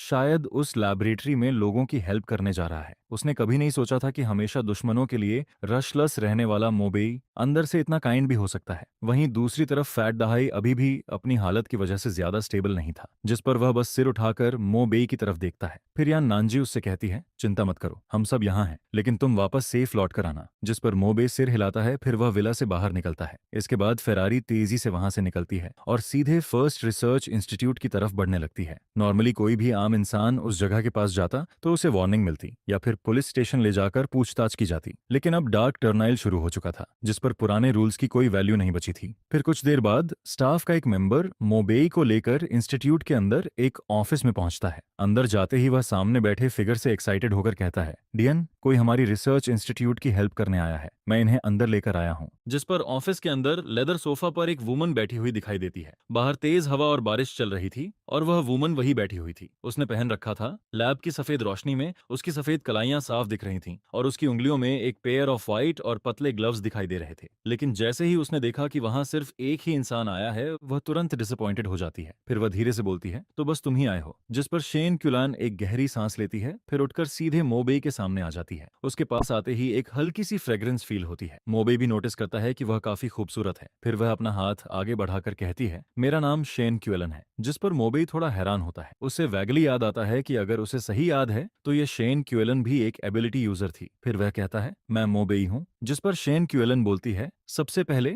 यहाँ आकर हमारी हेल्प करने के लिए थैंक्स, लेकिन ये कॉकरोच बिल्कुल भी कोई नॉर्मल म्यूटेंट बीस्ट नहीं है और हमारे लैब में ज्यादातर लोग सिर्फ बिगिनर लेवल के हैं। फिर वह थोड़ा रुककर कहती है, सब लोग अलग हैं, लेकिन सिंस तुम हेल्प करने आए हो तो मैं बस यही चाहती हूँ कि तुम अपनी सेफ्टी का ध्यान रखो। जिस पर मोबे सीधा जवाब देता है, डीन शन, बेकार की बातों को रहने दीजिए। अगर मैं यहाँ हेल्प करने आया हूँ तो मैं आपको पीछे नहीं खींचूंगा। इसके बाद शेन क्यूएलन खुद मोबेई को लेकर लैबोरेटरी के अंदर जाती है। अंदर का पूरा लैब पूरी तरह मेज बना हुआ था। स्पेशल मटेरियल से बनी वॉल्स तक में बड़े बड़े होल्स हो चुके थे। पूरा सीन देखने लायक नहीं था। वहां रिसर्च इंस्टीट्यूट के कई जीरो बीस्ट वॉरियर्स भी मौजूद थे, लेकिन इतने लोगों के होने के बावजूद वह म्यूटेंट कॉकरोच किसी को भी मौका नहीं दे रहा था। फिर अचानक जो म्यूटेंट कॉकरोच इतने लोगों के अटैक के बीच भी बिल्कुल ठीक था, वह अचानक रुक जाता है और सीधे मोबेई की तरफ दौड़ने लगता है। यह देखकर मोबेई भी शॉक्ड रह जाता है और मन ही मन गाली देता है। आधे मीटर जितना बड़ा वह जायंट कॉकरोच एक बेहद अजीब पोज में उसकी तरफ कूदता है, जिस पर मोबेई के दिमाग में बस एक ही बात आती है, इतने सारे लोग यहाँ खड़े हैं और इसके बगल में इतनी खूबसूरत डीन शेन क्यूलान भी खड़ी है, लेकिन यह कॉकरोच सिर्फ मेरी तरफ ही क्यों आ रहा है। वहीं दूसरी तरफ शेन क्यूएलन भी यह देखकर रिएक्ट करती है, लेकिन वह जीरो बीस्ट वॉरियर नहीं थी, इसलिए वह कुछ भी नहीं कर सकती थी, जिस पर पूरा कैओटिक सीन अचानक एक अजीब सी खामोशी में बदल जाता है। वहां मौजूद सभी लोग एक साथ मोबेई की तरफ देखने लगते हैं। सबको लगता है कि अब उसके साथ कुछ बुरा होने वाला है। फिर कुछ देर के लिए मोबेई भी रुक जाता है। वह ऑलमोस्ट अपने ट्रांसफॉर्मेशन स्टेट में जाने ही वाला था, लेकिन तभी अचानक एक ऐसा सीन होता है जिसे देखकर सभी लोग दंग रह जाते हैं, क्योंकि वह कॉकरोच मोबेई पर अटैक नहीं करता, बल्कि वह उसके सामने आकर रुक जाता है, फिर जमीन पर झुक जाता है और उसके मुंह से अजीब सी आवाज निकलने लगती है, जिस पर मोबेई अपना सिर खुजलाता है और कंफ्यूज्ड होकर बोलता है, क्या तुम मुझे सरेंडर कर रहे हो? फिर वह ऑकवर्ड होकर कहता है, ठीक है, थैंक्स। जिस पर वह कॉकरोच फिर से एक आवाज निकालता है, जैसे वह मोबेई की बात का जवाब दे रहा हो। हालांकि मोबेई उसकी आवाज समझ नहीं पाता, लेकिन वह साफ देख सकता था कि उसका पोस्चर नीचे हो गया था, यानी कि वह कॉकरोच सच में उसके सामने सरेंडर कर चुका था। यह देखकर पूरे लैबोरेटरी के रिसर्चर्स और यहाँ तक कि शेन क्यूएलन भी पूरी तरह शॉक्ड रह जाते हैं। उन सब की समझ ही बदल जाती है। फिर मोबेई सीधा शेन क्यूलान की तरफ देखकर कहता है, डैन शेन, लगता है सब सॉल्व हो गया है, इस कॉकरोच को मैं अपने साथ ले जाता हूँ। जिस पर वहां मौजूद सभी लोग बस उसे जाते हुए देखते रह जाते हैं। इसके बाद मोबेई उस कॉकरोच को लेकर लैब से बाहर निकल जाता है। फिर वह उसे एक सुनसान और दूर वाले कोने में ले जाता है। फिर वह कॉकरोच की तरफ देखकर बोलता है, तुम मेरी बात समझ सकते हो, है ना? जिस पर वह कॉकरोच फिर से आवाज निकालता है और हल्का सा अपना सिर झुका देता है, जैसे वह उसकी बात का जवाब दे रहा हो। फिर मोबेई सीधा बोलता है, सेंस तुमने सरेंडर कर दिया है, तो अब मैं तुम्हें डवोर करने वाला हूँ। तुम्हें कोई प्रॉब्लम तो नहीं है? यह सुनते ही वह कॉकरोच अचानक आवाज निकालता है, फिर तुरंत पलटकर भागने लगता है। उसके आठों पैर इतनी तेजी से चलते हैं कि वह ऑलमोस्ट गोली की तरह भागता है। यह देखकर मोबेई समझ जाता है कि सामने वाला सरेंडर तो कर चुका है, लेकिन उसकी अपनी सोच और कॉन्शियसनेस अभी भी बाकी है। वह कोई इमोशनलेस पपेट नहीं बना था। जिस पर मोबेई तुरंत अपनी ट्रांसफॉर्मेशन स्टेट में चला जाता है। अगले ही पल उसके शरीर से बिजली से भरे 2 अटैक्स निकलते हैं और सीधे भागते हुए कॉकरोच की तरफ शूट हो जाते हैं। फिर वह कॉकरोच पूरी तरह बिजली से ढक जाता है, जिस पर मोबेई अपने विंग्स हिलाता है और अगले ही पल उसके सामने पहुंच जाता है। फिर वह अपना सिर नीचे करता है और कॉकरोच के सिर को सीधा काट लेता है। कुछ ही देर में क्रंच जैसी आवाज आने लगती है। फिर कुछ मिनट बाद वह कॉकरोच पूरी तरह मोबेई के द्वारा डवोर कर लिया जाता है। फिर उसके दिमाग में एक आवाज सुनाई देती है, कंग्रेचुलेशंस होस्ट, आपने म्यूटेंट कॉकरोच को सक्सेसफुली डवोर कर लिया है। जेनेटिक सीक्वेंस सक्सेसफुली एक्सट्रैक्ट हो चुका है।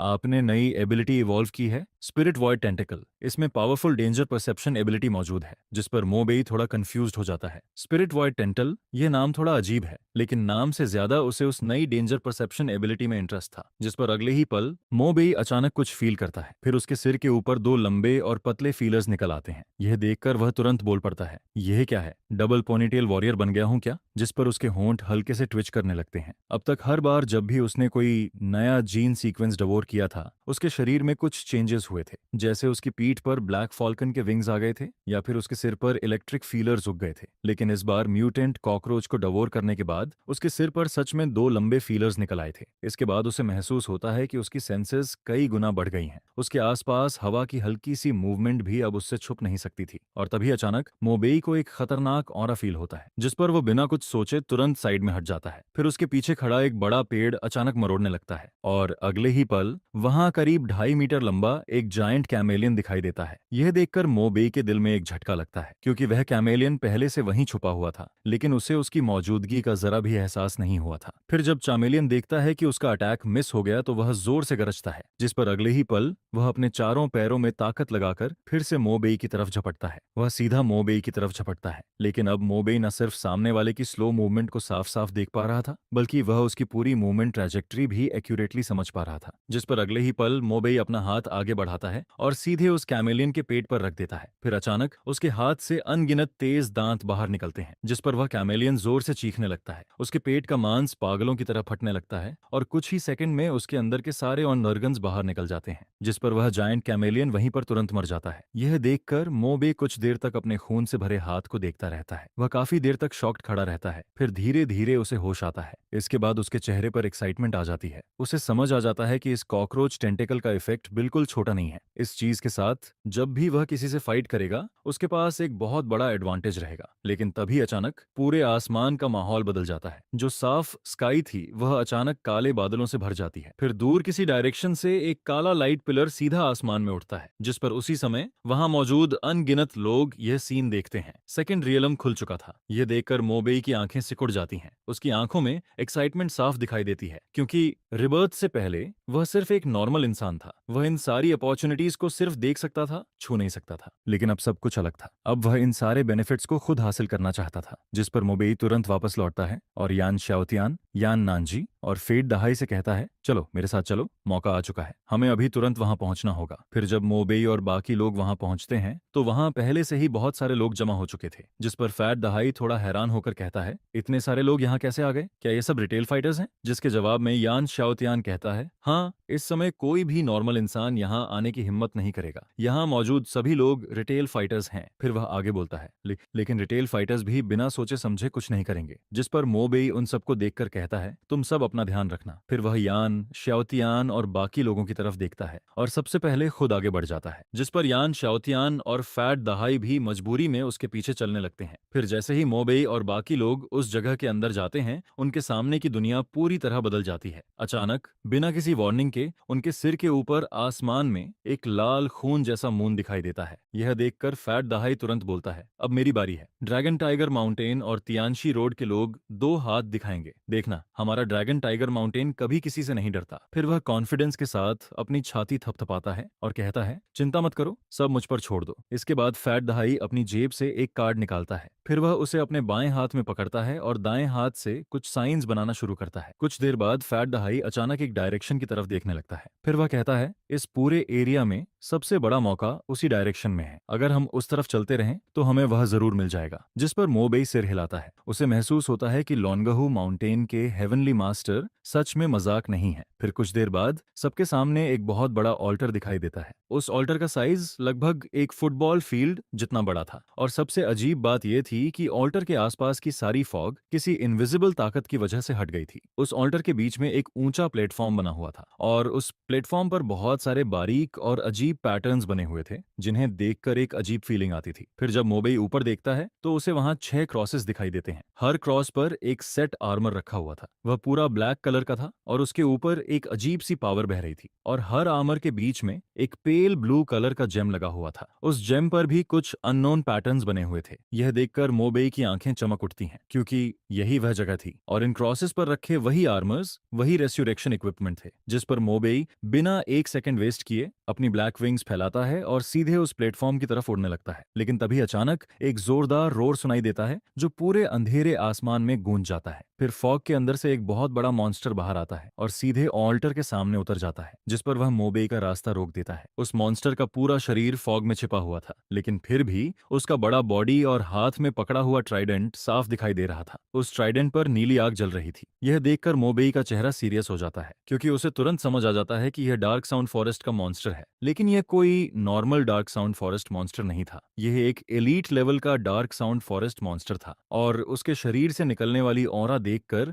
मोबेई तुरंत समझ जाता है कि उसका लेवल बहुत ज्यादा था। वह मॉन्स्टर लेवल 20 तक पहुंच चुका था। यह महसूस करते ही मोबेई के चेहरे पर सीरियस एक्सप्रेशन आ जाता है। उसे समझ आ जाता है कि इस रेस्यूरेक्शन आर्मर को पाना इतना आसान नहीं होने वाला, क्योंकि उसके सामने अब लेवल 20 का डार्क साउंड फॉरेस्ट मॉन्स्टर खड़ा था। जिस पर उसके मन में अचानक एक सवाल आता है, अपनी पिछली लाइफ में आखिर फैट दहाई ने इस रेस्यूरेक्शन आर्मर को कैसे हासिल किया था?